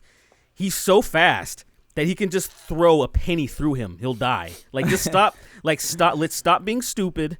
Yeah. Let's stop talking about prep time because Superman could be fucking all the way across the world and a few minutes later just fly by him so fast and rip him to minutes, shreds. Moments later. The impression that I get is that Batman is just omnipotent and he knows about. He's omniscient and he just knows about every threat before it happens. He's damn near Well, like, omniscient, dog. Damn Which near. was that? Did you see that animated one? I can't remember what it's called, but it came out a few years ago. But I wish I remember what it was called. Dark Knight People listening will Returns? probably know. No. It was a Justice League one. I don't know if it was called Justice League Dark. I can't remember. It basically everyone was pissed off at Batman that he had a contingent plan to. Was that Tower of Babel? To neutralize? No. Or Kingdom no. Come? I don't think there was that either. I think the story is definitely Tower of Babel, where he had Well, you might no. You no, you're probably right. I was thinking about the movie. animated film, Okay. whatever they called it. Yeah, it was probably called. I'm sure you're right. And yeah, they're all pissed off that he had a plan to neutralize everybody, including himself, which is weird. He's gonna just shoot him in the face, I guess. He's like shoot but him. He's like literally just- kill him. He's still human. he Literally that was that's his the thing. He was like, I'm still human. You could definitely just kill me. That's what made me so mad about these arguments that we would have. And then I remember this too. This fucking idiot came over and was like, "Oh, I don't know why people always talk about this shit, man. How come nobody ever talks about Thanos?" It was same year. It was same year. We're probably 12, 13. He's like, "Nobody talks about Thanos. Thanos could like." He's talking about the Infinity Gauntlet and stuff. And I'm like, we can't. we can't. Can we stop bringing in these It's like say, if somebody had the Infinity Gauntlet, they can fuck anybody in the ass at any given moment. We get it. Look. But like, say, look, people don't even understand. Look, Thanos now this is my comic book nerd. I'm getting angry, getting really upset. Okay. Okay. Right now, I'm pushing my chest out, because I'm about to talk about something I really know. Thanos, without the gauntlet, has beaten an Avengers team consisting of Captain Marvel, Thor, Hulk, Iron Man, like a team of really strong people. Thanos fucked them all up. He deep dicked that whole team. He fucking pony dicked them, bro. People shit on my man Thanos. I don't know. It's the MCU's fault. The MCU's ruining comic books for me. I'm saying it right now. Well, I admit they didn't do a good enough job, and they rebooted things like say they did like Thanos Rising, and it still didn't really show how great he was. I think they did kind of a bad job. They at least they attempted, because a lot of people, when Thanos was, I think he was first shown in which one of the MCU movies they first just showed a glimpse of him. Mm-hmm. I don't remember which one it was. Maybe the first Avengers or the second one or whatever the fuck, something around that time. And then people were like, "Oh, I want to get a lot more interested," and they started doing things just a little bit before that. Thanos Rising, I think, was the thing that really introduced him, and it still didn't really capture how mighty he is. And I agree with you, but at the end of the day, like, people aren't that fucking interested. And I have a better story. I have a better thing that me and my friend we wrote.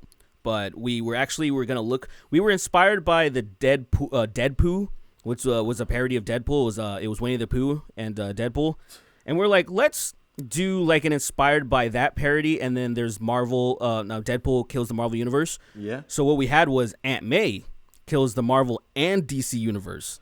That'd be kind of hilarious, dude. It was pretty great how we got to the point where it took place right after, I think, or Superior Spider-Man, when Peter Parker was dead, and then it was Doc Ock taking over Spider-Man.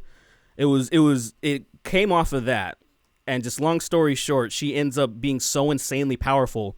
She gets to the DC universe, and then she just starts killing everybody there too. She takes a Mogul, the Green Lantern planet, and smashes Oa with it. It's so good. It was like, I think it would have done really well, but we kind of just fell off with the shit. But that is I think we should put together all these things about Batman, put all that shit to rest, and let's start creating our own fucking stories. I think that'd be cool. You know what I mean? Yeah. Like fucking Sweeney versus fucking the universe of some bullshit, whatever you're into, or what about just a short animation of you versus Chris Ray Gun? Guys, if you guys can do that, that'd be fucking dope. I'd appreciate it. I would love to see. I would pay good money for that, actually. Honestly, I'd pay money for it too. What about you, Chris? What are we talking about? Fuck. I mean, dude, we kind of went on for a minute, but what we're saying is it would be great if somebody. It would be really great if somebody animated you versus Sweeney just in some type of. Oh, so it's like would I pay for that? Yeah. Like I was saying, like, I would pay good money for that shit. And as a matter of fact, I was in talks with somebody, but the emails stopped about animating that your Joe Biden impression. Oh my God. I was like talking to this guy, and I was asking him, like, commission and stuff like that, and then the conversation went cold. So I was gonna reach out to somebody else, because I was like, this needs to be animated. I want to see Joe Biden with quote unquote spider hands. Like, I want to see. Yeah, I've definitely looked into animating. When I was doing the musicals, it was one of the first things that I was thinking of, like, evolving it to, was like actually like having a full on animated music video instead of detailed storyboards. But animation's fucking expensive as shit. Hell yes, it is. It is way more expensive than you think it is. It takes more time than you think it is. It's not like South Park, where they can knock it out in like a week because it's so simple. Yeah, simple. It's pretty wild. So I definitely have looked into it, but I don't know, if the price wouldn't bankrupt me, I would totally pay for a fucking animation of something like that. I always love to see, like, whenever fans animate shit. Fingers crossed. Maybe somebody will make some. Let's hope. Make some bullshit. All right, let's move on. We got a question from Yummy, come inside my dummy, of course. Yummy, Thanks. yummy in my tummy. Ooga chaka. Could be a girl, actually. I say my boy, but excuse me. He says, greetings, black, and racially ambiguous. Ooh, What? God damn it. What is something fucked up that happened to you as a kid that you didn't realize was fucked until you were an adult? For me, at the age of 22, I remember that in the third grade, a guy 3 years ahead of me showed me his dick and groped mine when I refused to show my dick to him. He also punched me in the balls multiple times. Pretty sure that guy is a rampant child molester now. Oh my I God. don't know why I forgot about this moment for 15 years, but do you guys have anything like that? I think I know why he forgot. It's pretty obvious.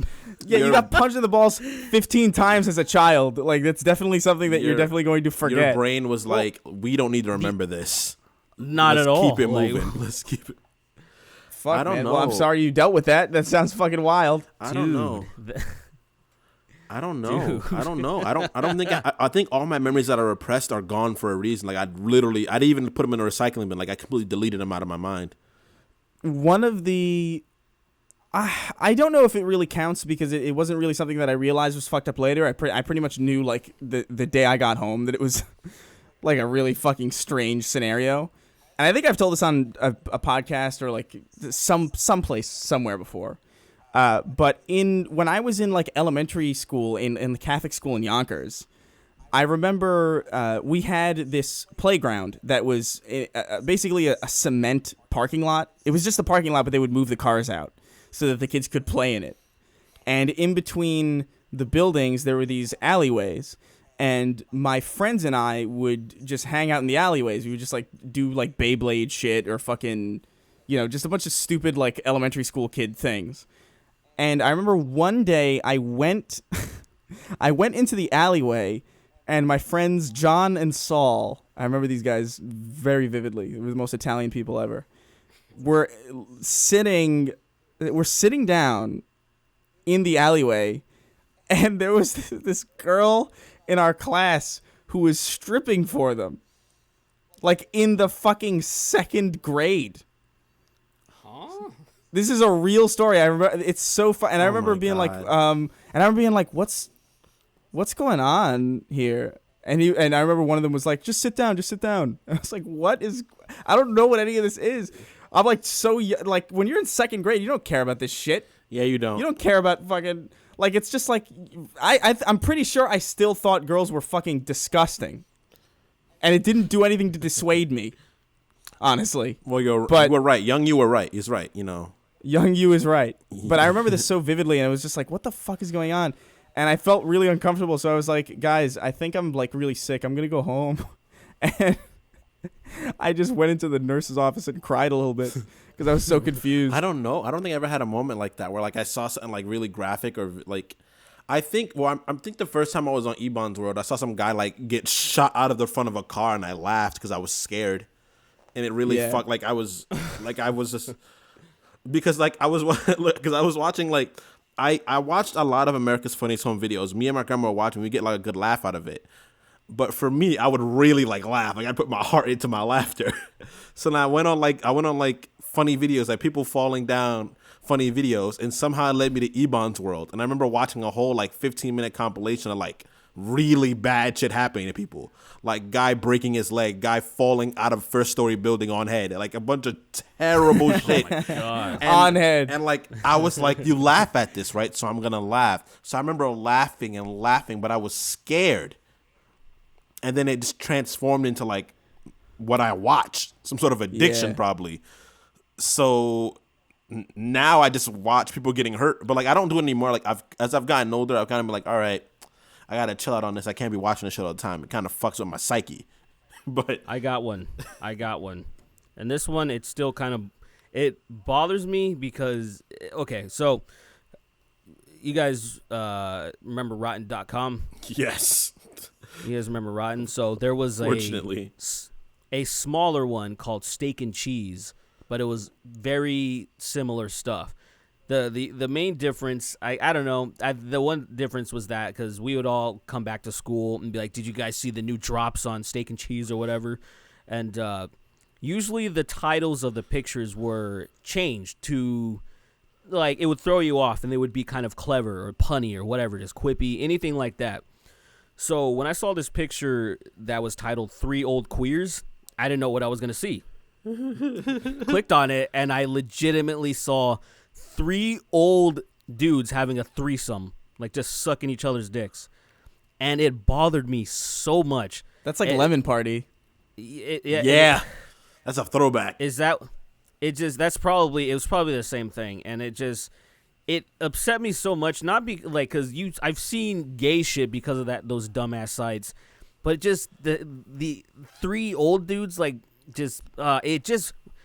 it really just warped my brain to where I was like, I never needed to see this. The elderly angle is definitely old people something should never be sleeping with each other. That's why it fucked you me. definitely don't need to be seeing it. Like as a straight dude, I'm not really a fan of seeing like dudes like do gay shit, but I usually just be like, I don't want to see this. Yeah, you know? Well, it's just seeing old guys do it was just so unsettling. It's so much worse. Even straight sex as like old people is pretty gross. It's pretty heinous. Nothing's where it should be anymore, and it's like, oh man, come on. But yeah, I don't know. I don't really know if I can think of anything else. That's the only thing that I can think of that happened in my life that was like genuinely just so fucking befuddling and shocking. And I think I was like in the main office. I was in like the nurse's office crying because I was just so confused because that was the first time that I realized that girls had different parts. And it like really fucking warped me because I was like, that's not what I have. Because then I started to think like, am I broken? Am I broken? Like, yeah, like am I broken? Like, is this what a person is? Bro, you just made me remember that my friend Cameron, when we were probably in like elementary school, he thought he had the scoop on women. He's all, dude, did you know that women pee out of their butts? I heard that shit too. And I was like, I said to my grandma, I was like, Grandma, girls pee out their butts, right? Because they just sit down, so like, there must be peeing out of their butts.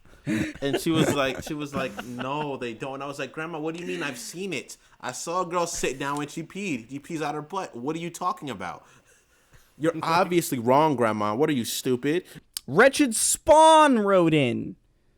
He says, question for Chris and Derek. I don't know why he limited this to just us, because I feel like it applies to all of us, but I guess the specifics are you and me. Have either of you guys ever dreamt of a great idea for a song or video, but then tragically forgot what that idea was upon waking up? Oh, that's the story of my life. I swear to God, this happens in general with me. Like, I will dream that I full on made a video and like, oh, you know what? I'm done with this video. I'll upload it in the morning. And then I go to sleep and then I wake up and I realize that all of my work was just completely fucking entirely in my brain. And that is the most demotivating shit in the fucking world. That I haven't had that happen to me, but music a lot, man. I'm talking, let's go all the way back to like being in middle school where I like had a hit. Where I like conjured up some shit while I was dreaming and thinking like, dude, this is gonna fucking, no one was saying slap, but this shit's gonna like bang so hard. And then of course waking back up and not having a fucking idea. And I was like, wait, I heard some magic. I swear I had it. And yeah.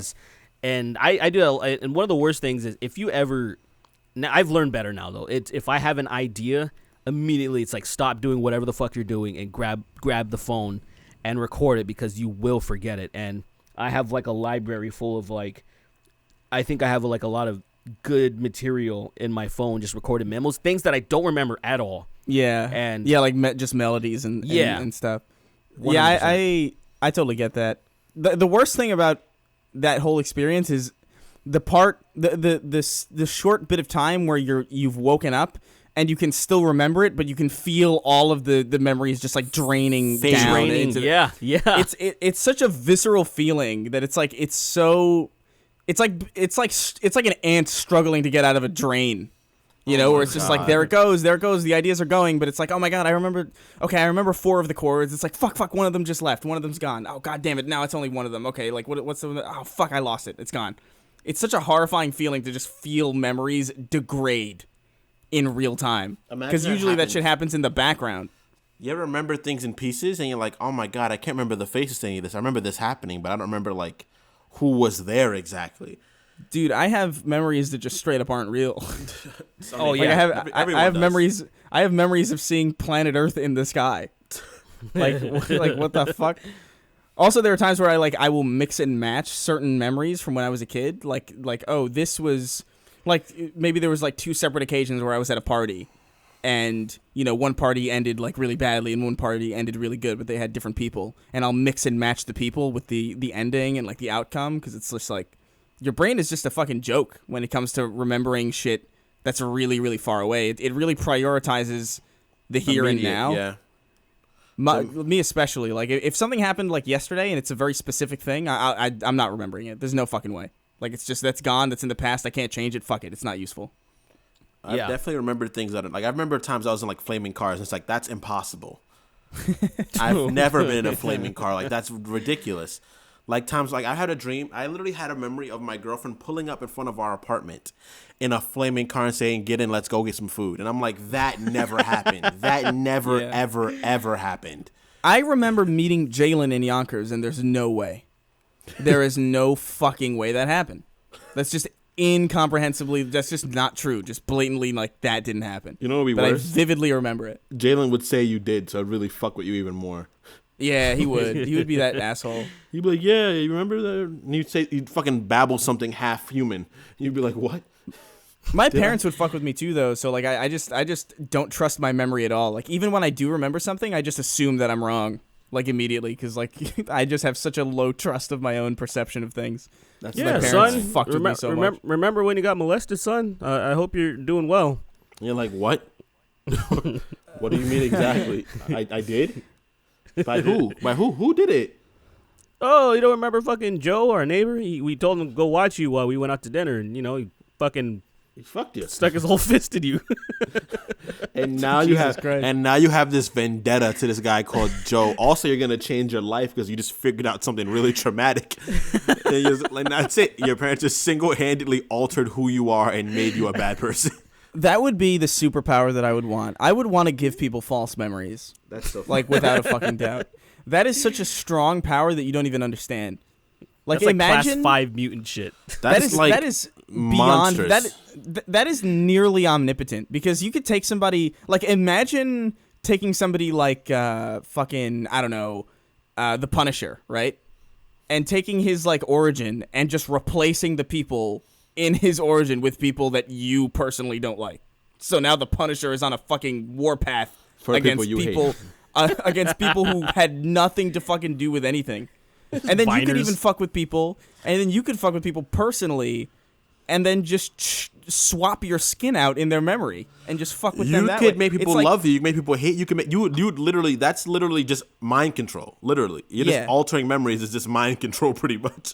I mean, yeah, basically, but it's just such a fucking. That is such a. Oh man, I would have a fucking field day. Like, you would not stop me. The thing is this. The way you'd stop that is if you'd have to have someone who just hates you, even though, like, someone who's really sure of themselves, like, I know I hate you. I feel this. Because you wouldn't change people's feelings. You would just change their memories. So you'd be able to clog how people remember things about you. But you'd be like let's say, no, like... but that's the thing. It's like, you would feel the hatred, but it would now be directed... It would be redirected to somebody who isn't you, because you've swapped yourself out in that memory. That's so fucked up. That's so fucking... You'd have to have someone far away from you blow your fucking head off. That's what you have to do.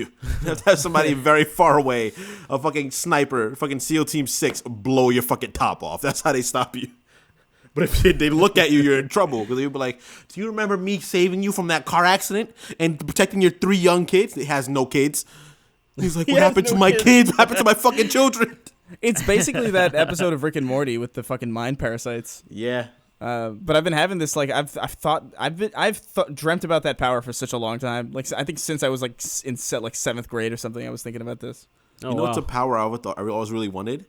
I wish I could control like light as a thing, like the form of radiation. Period. So you could just like make Vanta Black. Everything. I would just take the light from everywhere in the world, and I'd make myself the only thing that radiates light, so I'd be worshipped and awed after. You'd probably be killed, honestly. I'd probably because be you're killed, the only yeah. you're the only target that anybody could see. No. I feel like it'd be more psychological than that. 'Cause people just praise me because they'd be like, he's light. Without him, there's no light. So if they'd kill me, people would defend me. I'd have fucking legions of people defending me. Oh, I guess. Yeah. It'd be terrible though. I'd literally make myself God. So does like the sun It's and gone. the It's gone. Oh, okay. It's fucking No, gone. no. Nah, The sun isn't. The sun isn't gone. It is. That's And not I'm creating it. That's not. That's not. And I'm it. That's not power over light, though. That's power over fire. No. the- Fire and light are synonymous for the most part. No. But what you're saying is, so you would. That's just firebending at that point, isn't it? Nah, it's just light. You would get rid of the sun. Yeah, Like the only light that exists would be I. But then you would die too, idiot, because then you'd be on a planet that's Clearly, I don't abide by those rules, Chris. Clearly, the universe that I'm talking about doesn't abide by those rules. Okay? Oh my god! So we're just implying hypotheticals. Listen, You're implying that people's memories don't work right anymore. I'm gonna take some liberties too. yeah, because that's the basis of the power. That is the basis of your power is controlling light. Yeah. Right. You can only control light, and without light, There is no heat for the most there's no part. sun. But what if I would make it nighttime all the time? I would absorb all the light given off by the sun. That's what I'm saying. Like, what I thought you meant was that, like, you would control light in such a way that you would kind of vacate it from the premises and just sort of allow you the only privilege of radiating the light. It wouldn't get rid of the sun. It would just basically make the sun invisible to anybody else but you. I guess if you want to take away all the fucking extreme fun out of it. Well, that's what controlling light is. Nah, man, whatever. Pretty much there'd be nothing shining anywhere. It'd be nighttime in the whole planet. But it would be daytime for you. For You'd weeks. be perfectly fine. And So why don't you? In a realistic sense, you Sweeney should just be like a blanket that wraps around the world, and then you absorb all of that light, and now you're fucking distributing the sun and all that shit. Or what I would do is I'd be able to give people hatred. It's like Oh my God. infuse them with hate. No. Infuse them with like immense hatred. Like it's You're such an like touch edgy somebody. asshole. So touch somebody is hate things. They hate like what do I hate? I don't know, but you hate it. And he'd venture. He'd ruin his life to venture out and find what he hates so much. And then once he finds it, he realizes it's nothing. He doesn't hate anything. You want to bestow people with the power of like a 15-year-old suburban fucking kid. White kid. Yeah. Yeah. God damn it! I'm so mad. You definitely seem like somebody who loves Donnie Darko for sure. I love that movie. It's great. I know. What a surprise. I don't hate everything. I just like seeing people really angry. It's funny. You are scary and remedial. Let's go on to William. William Irwin wrote it. He said, "Sup, sweentards. Hope you guys are staying safe and not having any passionate makeout sessions. No, that is not happening. Unfortunately not. I know, right? Fucking sad. I'm curious to know if there are any games you like in genres that you don't. I myself have never been the biggest fan of hack and slash, but I loved Devil May Cry 5. It was one of my favorite games last year. Thanks for continuing to put out great content during these crazy times. Thank you for your question." Thank you, dude. We appreciate it. Yeah, man. Final Fantasy VII Remake. I fucking hate JRPGs. I can't stand them, but I really like this one. It's more the action side, so I think that's why you like it. Well, yeah, but also just like turn-based in general, like I'm just not that big of a fan of. Although I guess Child of Light was probably the first game that was technically turn-based that I hated the genre, and it kind of made me appreciate it. But what games do I? What game? Vagina. I probably maybe Death Stranding for me too, just because like I fucking normally hate those kinds of games. Well, what kind of games are those? What kind of games are well, those? just Open worlds. walking simulator kind of, you know. Oh, okay. Okay. More simulator type games. Like I guess there's really no game like Death Stranding technically. But I feel like you're not really into open world games. I feel like the idea of the open world is not really your thing, because you complain about like when you put it down how you can't really pick it back up because you're so confused, and it's just like I feel like this is not your kind of game then. No, I like open worlds. I feel like they don't need to be in everything. Like if Mass Effect was an open world, I don't think I would like it really, because the whole point of Mass Effect is that it feels open despite being so meticulously designed and purposefully crafted. That's kind of what gives Mass Effect its illusion of being so open without actually needing to be this long, sprawling, system that you actually have free reign to go across. It's really emblematic in Mass Effect Andromeda, which was actually open world in a lot of cases, and just it didn't feel as tight or as responsive or as fun to explore as Mass Effect, despite it being more open. I feel like when open world is fine. Like I wouldn't want a non-open world Grand Theft Auto game. I wouldn't want a non-open world Red Dead Redemption. I wouldn't want, a non-open world what's another open world I guess Breath of the Wild. Those Ass Creed games, they do that. Yeah, shit. Assassin's Creed. I don't know if you could have a really good Assassin's Creed game if it was just a linear game. It'd be really strange. Yeah, it'd be really weird. But it'd basically be Prince of Persia, I guess. But I guess. Oh yeah, good point. But as far as a style of game, I don't want it to be thrown into everything. Like if it was thrown into Halo, which I think it might be, I feel like that would be disappointing. I feel like I would be sad about that. If it was just thrown into Splinter Cell or something, I'd be like, what the fuck is this? I don't want an open world Splinter Cell game. It has its place, and I think that's fine. Although I do think RPGs in general, like a game like The Witcher and Skyrim, if I put it down for too long, I will forget what the fuck I was doing. That's more of an RPG thing and less of a open world thing. Because I could jump into Grand Theft Auto right now and I could play it and I'd be fine. Or even Red Dead. I'm trying to think of a game that from a genre. Do you think there's any game genre I really particularly hate? No. I don't know. I don't dislike any really game genre. I like all of them for the most. I guess racing, not even racing. I like racing games too. I don't know. That genre doesn't exist for me. I like every kind of game. Okay, well, what about a game in genre that you typically don't like? I can't really think of one. Maybe surprised you. That oh man, I really don't like this.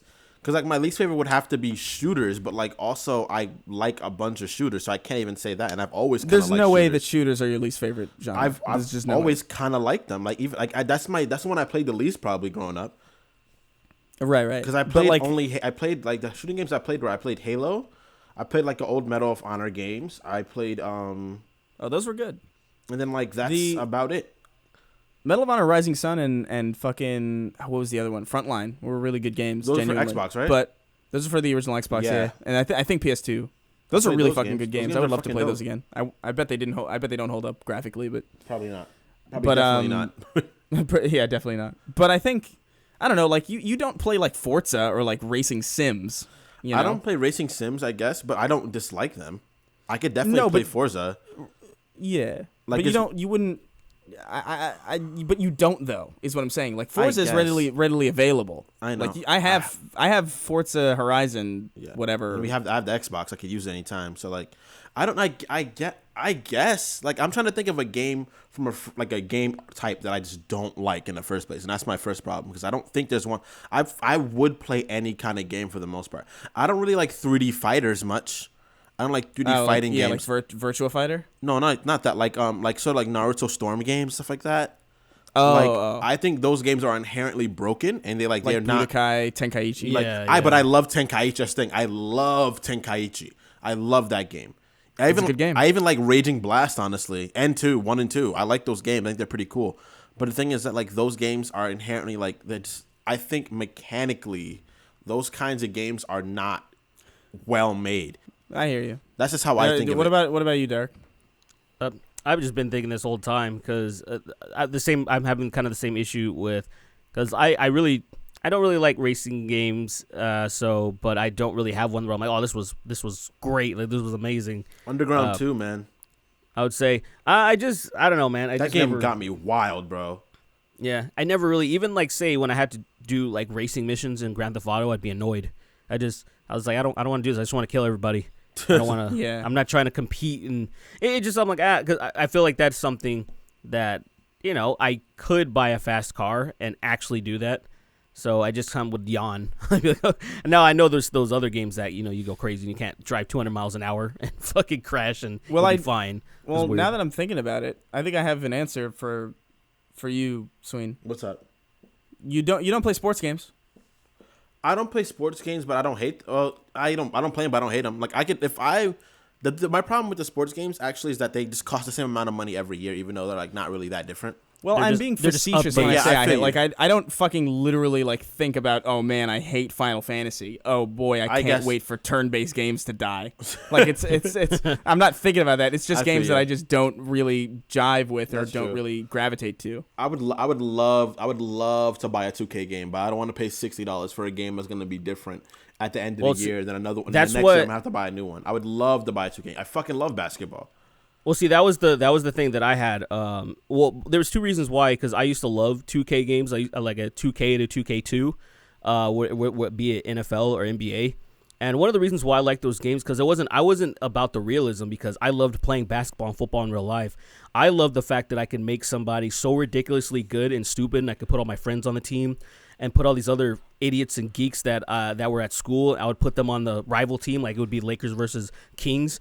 And I'd put like my friends on the Lakers and then the people I thought were stupid in school on the Kings. But I would make them good too, though. So it would be like a really good matchup. I love doing stuff like that. And then they took away a lot of that freedom and they started getting more real. Yeah. And I just picked up 2K19 last year because it was $20. And I got to tell you, a lot of people bitch about those games, but I'm telling you, I haven't played since 2K2. This shit was phenomenal to me. Like it was really good. It's such a huge jump that like I have just unbiased that everything feels good. I actually feel controlling the basketball and the passes and the graphics are actually pretty good. The story that they created for 2K19 was actually good. It was charming. It was like written really well, which surprised the fuck out of me that anybody put any attention to detail or care or quippiness or really good comedy into it. It blew my mind. And so I can technically say that would probably be my pick. That I had a lot of fun with 2K19 and especially with mods since I'm playing on PC. Like I just put really dumb shit on my stuff and I'm just having a great time. You know, I can just do this, play a season, and then I'm just like a god. Like I'm scoring like my team's scoring like fucking 500 points and everybody else is like, you know, kept them under like 30. It's like just shit like that. It's super fun and I'm glad that I can do that. And it was $20 for me. So I would say that's the only thing I can think of because maybe someone was just asking me to play Overwatch. Like, hey, you play Overwatch, you play this, or are you playing Warzone or anything? And I was like, no, I really don't play FPSs that often. It's not that I don't like them. I think that is one of my least favorite out of the popular things to play. For I don't know why. I don't like even. I don't know. I don't get it. I can't even. I don't even have a good reason or a good explanation. I didn't play FPSs a lot either, honestly, until like maybe when I moved out of here. Actually, when I moved out here to California, is when I started playing FPSs again. Because the last FPS I played a lot was Halo 3, and that was when I was in like 10th grade. And then I just kind of stopped playing FPSs, and I moved out here and I started playing Overwatch again. And then as of recently, I started playing a lot of Destiny and Halo 5. So now I play them a lot, but prior I didn't really play them. I played a lot of fighting games growing up. That was like my main vice. Yeah, I played them constantly, man. I didn't play many of them. I just played like Street Fighter. I was like Street Fighter and then like Marvel vs. Capcom. Those were like my games. Because I remember when I got into our friend group, one of our friends thought they were really good at Street Fighter, and I dogged him.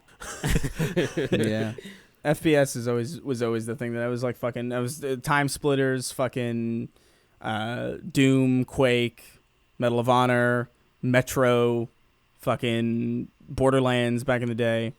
There's so many good ones. For me, it was only Halo and Medal of Honor, man, and Gears, I guess.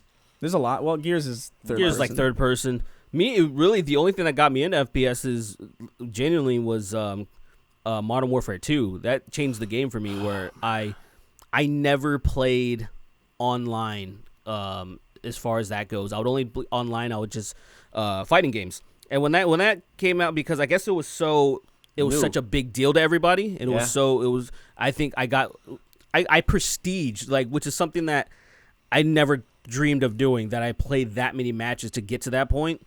And I know when you think about it now, that's not a big fucking deal. People do that shit all the time. They'll go like 3-4 different, they'll just keep going and going and going. But at that time, I was like, wow, I can't believe I maxed out my shit, and now I'm still going.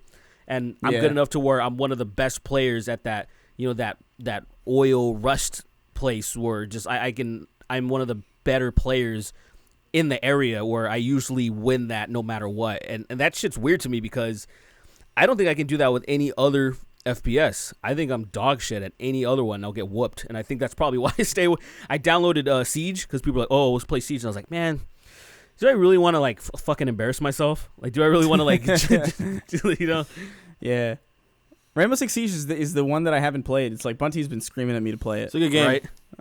Yeah, I'm sure it is, but it's also like I like energy in FPSs. Like I like to run around and do cool shit and like fuck with physics. And it feels like Rainbow Six is a bit more like more of a slow kind of strategy game, or not like a strategy game, but it's like a slow, more meticulous kind of planning based game. And I just feel like in those games I'd rather just play like a Splinter Cell or like a third person stealth game. I feel yeah. I don't know. I should give it a try though. I don't see why not. I think I have it on PC. For me, when it comes to shooters, I was very bad for a long time. I really had I remember seeing me play Halo 5 at first. I was fucking god awful. I think it genuinely is probably like shooters, first person shooters and fighting games are probably the hardest genres to really get great at. Yeah. I've definitely become way better at I'm pretty good at shooting games now. Like I can play them. At least if they have like physics that you can learn. But it took me a while to get good at shooting games. Like I was really bad at Overwatch for a long time. I was horrible at Halo. When we first started playing Destiny, I was a nightmare. Like I would consistently go below 50. It was really, really, really bad. Now I've gotten much better at just shooting games in general. But for a long time, I was the worst ever. But they're hard. They're probably really hard to get picked up to pick up and play because I think the nature of them is so competitive. Yeah. Like even in single player, Doom Eternal is so hard. Doom Eternal is so fucking obnoxiously hard. I'm playing it right now. It's fucking infuriating. It's I love it, but it's one of those things where it's like if you're a kid, you're gonna get trounced. Like you're totally fucked. And I feel like it's the same way with fighting games. It's like you can't just pick up a fighting game and expect to be really good at it. Whereas you could pick up a game like Jak and Daxter or like Ratchet and Clank or pick up like a racing game, and you're probably going to be good quicker than you're going to be, struggling. Because those games kind of guide you in the way you play. That's why. In fighting games and shooters, you don't really get guided. You kind of just get dropped into the idea with the mentality that you got to either shoot, throw a grenade, or in this game you got to punch, kick, and shoot a fireball, something like that. Well, a fighting game is so heavily dependent on memorization and so heavily dependent on memorizing combos and understanding very specific mechanics. And very acute dexterity in moving the stick in a specific way and timing and that stuff's not easy. And with a shooter, it's even more complicated because every button is in use and the two sticks are in use. I honestly, I genuinely, it's to the point where I don't understand how a person can play an FPS without playing claw. Without playing with their index finger on the face buttons. I cannot fathom how anybody does it otherwise. Because moving your thumb off of your camera to hit the face buttons is such a drastic risk. I've never even considered doing that though. It helps. It helps. It hurts with the index. It hurts like a bitch. I didn't. If you look up, you could look it up a claw grip, Xbox controller or controller claw grip, and you'll see what I'm talking about. But it's basically, I don't know. I didn't really think to do it. It just dawned on me when I was playing at a really young age. I was like, I have to sacrifice aiming my fucking gun just to hit the jump button and just to hit the melee button and just to switch weapons and just to reload. I don't want to do that. How can I make it so I don't have to do that? And I just sort of got used to playing that way. And I know a lot of people are freaked out by that. Nah, it's what you call it. It's understandable. I can barely do it, and it hurts my hands because I'm not used to holding a controller like that. But when I use it, I'm like, this is extremely bad. Oh, when you put one of your bumpers to jumping. Bumper changes the way you fucking play video games. Literally, it's insane. Controller layouts are wild. That's when people have particular layouts for games when they play competitively. I get it. I understand it now. It's just that shit definitely affects you. Oh yeah. Well, first of all, I feel like with that claw grip thing, I feel like at that point maybe it's time to just mouse and key it because that's where it seems like you would dominate much more to where you're just your hands resting on the keys and you're just already at all times. I feel like Well, maybe the problem with mouse and keyboard is that my hands immediately hurt when I'm playing mouse and keyboard, like instantaneously, because it's just the way that you have to position your fucking stupid wrist, and I'm sure you've got like you play on PC, right? now I am. For the past couple of years, I've been playing on PC. Have you had the experience of just like the base of your wrist being fucking red? I try my best to position myself in a way to where it's weird. Like my elbow is on the what do you call it, the rest of the chair, whatever you call it, and then I'm positioned in a way that I'm like hovering, and I already have like carpal tunnel, so it's kind of like just I have to position the best way possible to where I think I figured out how to not suffer, and Right. But I think I'm sacrificing comfortability though, and I'm not as at attention, so I kind of fucking myself up. It kind of fucks me up still. Like I try to play mouse and keyboard sometimes, and in a game like Doom I can do it, but in a game like Destiny where I'm just like I have so much muscle memory built in already. Yes. That I'm just like I can relearn this on keyboard, but I'm just gonna be worse. I feel you. I just will. No, I totally understand that. Alex Morrison wrote in. He says, "Hello, Tank Commanders. What would you all consider to be the most overhyped game ever?" Mine's gonna be super fucking. I'm gonna get crucified. Okay, let's hear yours, Chris. I'm actually scared. I'm nervous. Say it. Half-Life 2 is fine. Half-Life 2 is entirely serviceable. You're gonna hear some shit, Chris. Oh my I know. god. Oh my god. It's I a can't believe good you said game. that. It's not a bad game. I cannot it's not believe a you bad said game that. by any means. You're about to lose And a the lot of gravity followers. gun- You're gonna lose a lot of Yeah, followers. baby. Look, the gravity gun is fucking cool. Like that's a really fucking cool idea. It's super innovative. I like it. But it's like I don't know, man. I've always had the unpopular opinion though that like I just feel like the first Half-Life is really fucking special and really cool and it really had a really good tone that I feel like 2 just sort of it sort of reinvented itself. It's Half-Life 2 has the tone of Half-Life 2.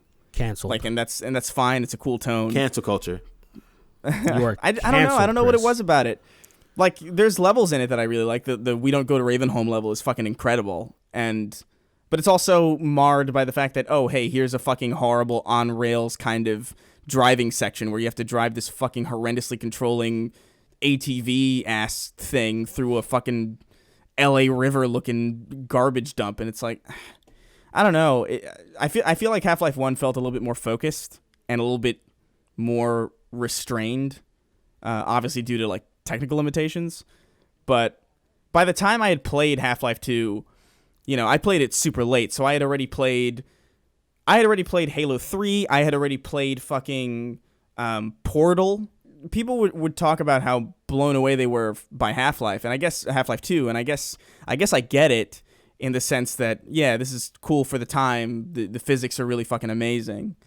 But by that time, like, Halo 3 had already, on console, Halo 3 had, like, some of the craziest physics I had ever seen. Like, you can light a rocket launcher round on fire with a flamethrower as it's flying through the air, and it can graze a player character and set them ablaze. Like, that's the kind of shit that Halo 3 has built into it. So, like, when I saw, like, oh, you could levitate a saw blade and cut a zombie in half, it's like, okay, that's cool, but by 2007, it wasn't anything that I hadn't necessarily been exposed to before. So I feel like a lot of the impact of what was new about it was kind of lost on me. I understand that. I disagree. Like, I think, but I also, you did play it late. So that's where that point is valid. I agree with you that, like, definitely if I played that game when I wasn't like 11 or 12 years old, I wouldn't have liked it as much. So I do understand your point. And it's not a bad game. Like, people will immediately be like, "Oh, no." No, but to your point, great of it video being, game. Overhyped in your point your point of view. Yeah, it's perspective. I guess so. No, I'm on board where it didn't hit me in the way that it did anybody else, and it was because of me being also late to the franchise, where I think experiencing something like that when it's fresh, I think really adds to its charm, I guess. Oh, for sure. I feel like that's probably true for Halo 3 also. Yeah. Like if you weren't there for the beginning of Halo 3 and you play it now, you're probably like, this is probably fine. I disagree with that, but that's mine. I mean, I personally disagree with it, but like I also think it's like, understandable. Yeah, it would make sense to me that somebody who plays Halo 3 for the first time in 2020 would be not as impressed as somebody who had played it on launch when it was fresh and the online ecosystem was so complimentary to it. I feel you. I remembered having fun playing the original Kingdom Hearts. I remember like really enjoying. I thought it was like really charming, really fun. And 2, I didn't finish it because I was borrowing it and then I gave it back. And 3, I remember just the hype surrounding it, and then I'm like, what the fuck happened? Like, 3 was a letdown, man. Like what? I don't see what made it such a letdown, because it was it seemed so quiet to me that I kind of was excited to play it, and then nobody was fucking talking about it. The thing is, okay, well, I could go on for hours. But pretty much, the problem with Kingdom Hearts 3 was that Kingdom Hearts inherently had a very convoluted story. But the thing is that it built up several characters to do much better things later on in the game. Like Aiden born the character Riku. In all the previous games, Riku came from the character that felt really down in the dumps and went to the bad side. And then like he became good, and then he even excelled beyond the main character. And it's like, oh, that's really, really cool. But then at the end of the game, he gets cucked. Like bad. Like they cuck him. And I'm like, wow, this is super fucked up. And then also another big problem with that game is so easy. What's your answer though? Who, mine? Yeah, like what was overhyped for you? Like people are gonna get mad when I say it.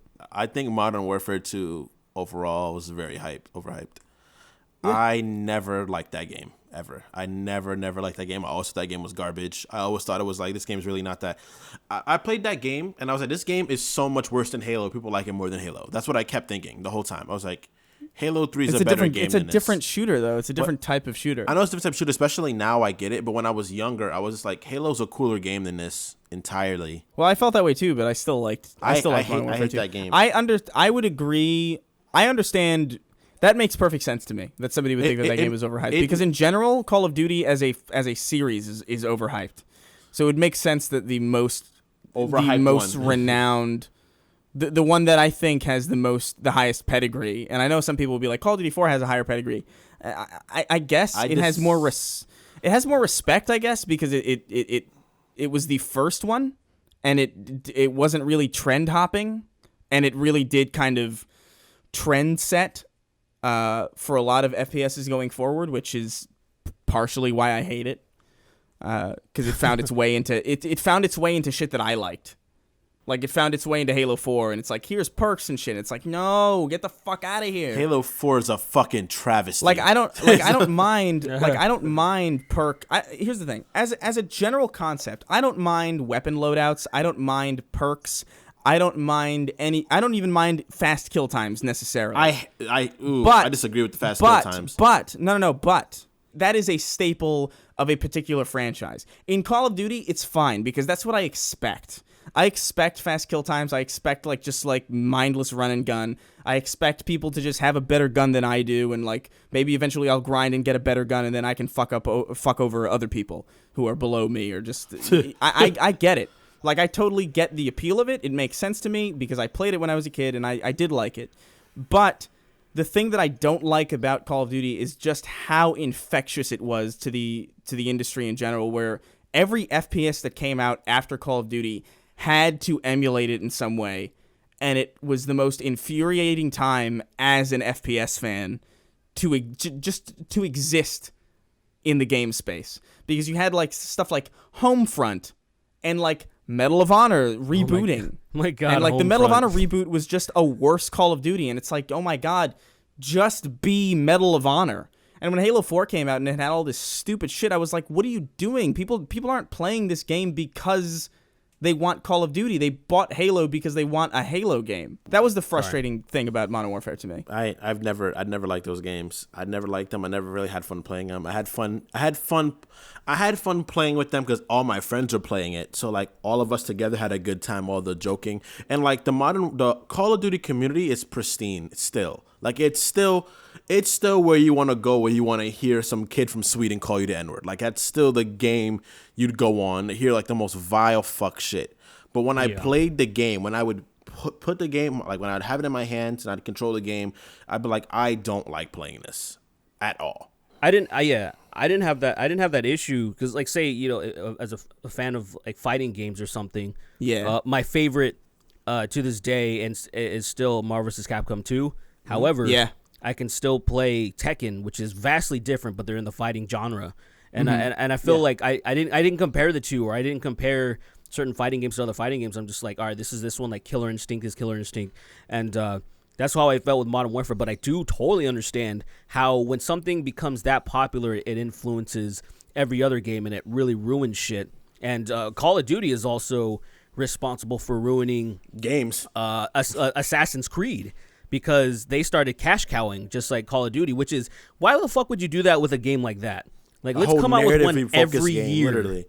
It's a game about a narrative, and you come out one every fucking year. That's just inherently stupid. That was the stupidest shit that they did. I couldn't believe that. But they're like, oh, Call of Duty's doing it. Let's just get a couple of fucking... I couldn't believe they did that. And then serves them right that Unity exploded. It was so broken that I still have footage of just people floating in the air. Fucking Call of Duty. It was them, because no one was really doing that. Who is fucking releasing games every goddamn year other than the sports genre? They don't count. Yeah, the sports guys it's not fair. It's not the sports guys and mobile games were pretty much doing that, and that was it. Yeah, Call of Duty ruined video games in general. I literally like I hate them. I hate that game franchise. I just hate it. I fucking hate it. I hate it. I'll never play it. Like I literally swore on stream that I would never ever play Warzone, and I'm gonna stick to that.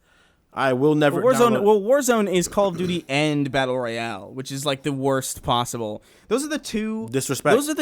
Those are the two worst things, in my opinion, in modern games to happen to the video game industry. I guess I could. That's a legitimate answer of overhype shit. That would have, because I didn't even think about that. The Battle Royale. Yeah, Battle Royale. I didn't even think about that. I don't think I've actually. I'm trying to think. Have I played any? No, I haven't. I have not played Fortnite. I didn't get a chance to play PUBG, or I just, nobody was really playing it when I got remote kind of interested, because people already hopped over to Fortnite. And then what were the other ones? Blackout and Apex. Apex. That was one that I almost tried. It looked interesting because I liked the Respawn people. Was it them? Yeah, Apex is actually a fun video game. Yeah. But yeah, it would be so much better if there was, more to it than just Battle Royale is just so sad because it's like a race to the bottom. It's just like, hey, here's all this free shit, right? And then we'll drive people. Here's what the strategy is. Get people to play your game because it's free and obviously by default affordable to everybody. And then everybody plays it. And then in order to compete with a game like that and to compete in the market and in people's consciousnesses, you have to come out with something that is also free but less expensive, so you don't risk that much money. That's what happened with Destiny, it's basically, honestly, a little bit. No. It's not what happened with Destiny. This is what happened in the fucking mobile game sphere. Because initially, when mobile games started taking off, you had some games that actually were really well developed and well-renowned studios were developing games for fucking the mobile sphere. But then they started going to be like, oh wait, no one's gonna pay for a game that's $5, but maybe they'll pay 99 cents. Yeah. Or maybe they'll, maybe we'll just make a free game. Here's fucking Flappy Bird, and we'll just put ads on it. And then suddenly all of the effort and talent left that entire development sphere, because it's all based on just serving ads and making money for very, very little investment. I feel you. And that is what Battle Royale signifies for the gaming industry on console and on PC. And it scares the shit out of me. The thought that the only viable games that could exist in the far future, are just free to play, fucking low effort. It's pretty disgusting. Time sinks. That is such a scary prospect. Sickening. Did you see how much Fortnite is worth? Did you see that recently? Yeah. It's why I hated Fortnite. I fucking couldn't stand it. Every time I would see it, I would get so sick. Just hurt my heart to see Fortnite. Man, this is a pretty lengthy one. We're on 2 hours and 20. We were passionate this one. That's why we always talking about things you really didn't like, and we were very vocal about it. Yeah, I know people have been asking for a longer episode anyway, so here you go. Here you go. You're welcome. Merry Christmas. Cut out half of it. So, yeah, just make it 3 minutes. That'd be good. So yeah, that's going to be it for us today. If you liked what you heard today, consider supporting us on patreon.com/thesnarktank. $1 a month $1 a month, I can't speak, gets you early access. $5 gets you a question read on the show. $10 gets you an invite to the Discord, and $15 gets you a producer credit and your name dyslexically read at the end of the show, which I will now do. 3. What do we got here? Alex Morrison, Ben Douglas, Cataclysmic Cunt, Chris Reagan saved my life. Let's calm down with that one. Dankhouse. David Delaney, Dead Man Crawling, Donald Trump, the world-renowned Negro Hunter. You almost said it. I almost said it. It was an accident. You almost said the N-word. I'm not editing that. I don't give a shit. Cancel me. Fuck it. Fat Houdini, Fuhey, Hako, Heartless Wretch, Hugger Derek. If Smug was black, he'd be Tom Sweeney. Jason Tentacles, Julius Caesar has jungle fever. Oh my God! Wait, it's what? dangerous, Julius. I understand, bro. It gets crazy sometimes. Catovox, Melphis 1, the meandering maestro of melodic masturbation. Oh. Mitchell Blackwood, Moto Zealot, My Black Ass. Oh my God! Sergeant Sweaty Sack, Smubwubber. Ew. What is that? Smubwubber's one of my followers on Twitter, on Twitch too. He's dope. I love that guy. Oh, cool. Cool. Stitch, Nice. Stitz Rip Kema, Christ, that Nick Walker, the omnipotent Aughts King. Chris, I'm going to haunt every wet dream you have. Oh no. Joke's on you because I don't have wet dreams. Oh. The Progerian Hunter with $50 a month. So thank you for that. Thank you, dude. Wow. We appreciate it. Bro. The Spectre Angel, Toby Shootman, and Yummy Yummy Yummy come inside my tummy. Oh my that's God. everybody. That's a lot more manageable. I appreciate everybody being receptive to this change. We appreciate everyone who donates though in the first place. This is you guys really mean a whole bunch to us. Thank you for every cent given to us. Yeah. And then even without this money, very even hot without the money, people. thank you for just listening to us at this time. Because Just watching our show, leaving us a nice review on iTunes if you can, liking and sharing, and even just engaging with it on social media or whatever the fuck.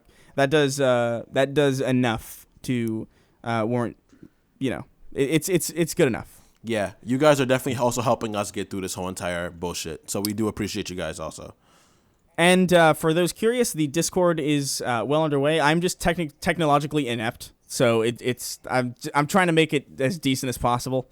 So that'll be live, I think, in the next couple days. Mm-hmm. So thank you for your patience on that, and that'll be it.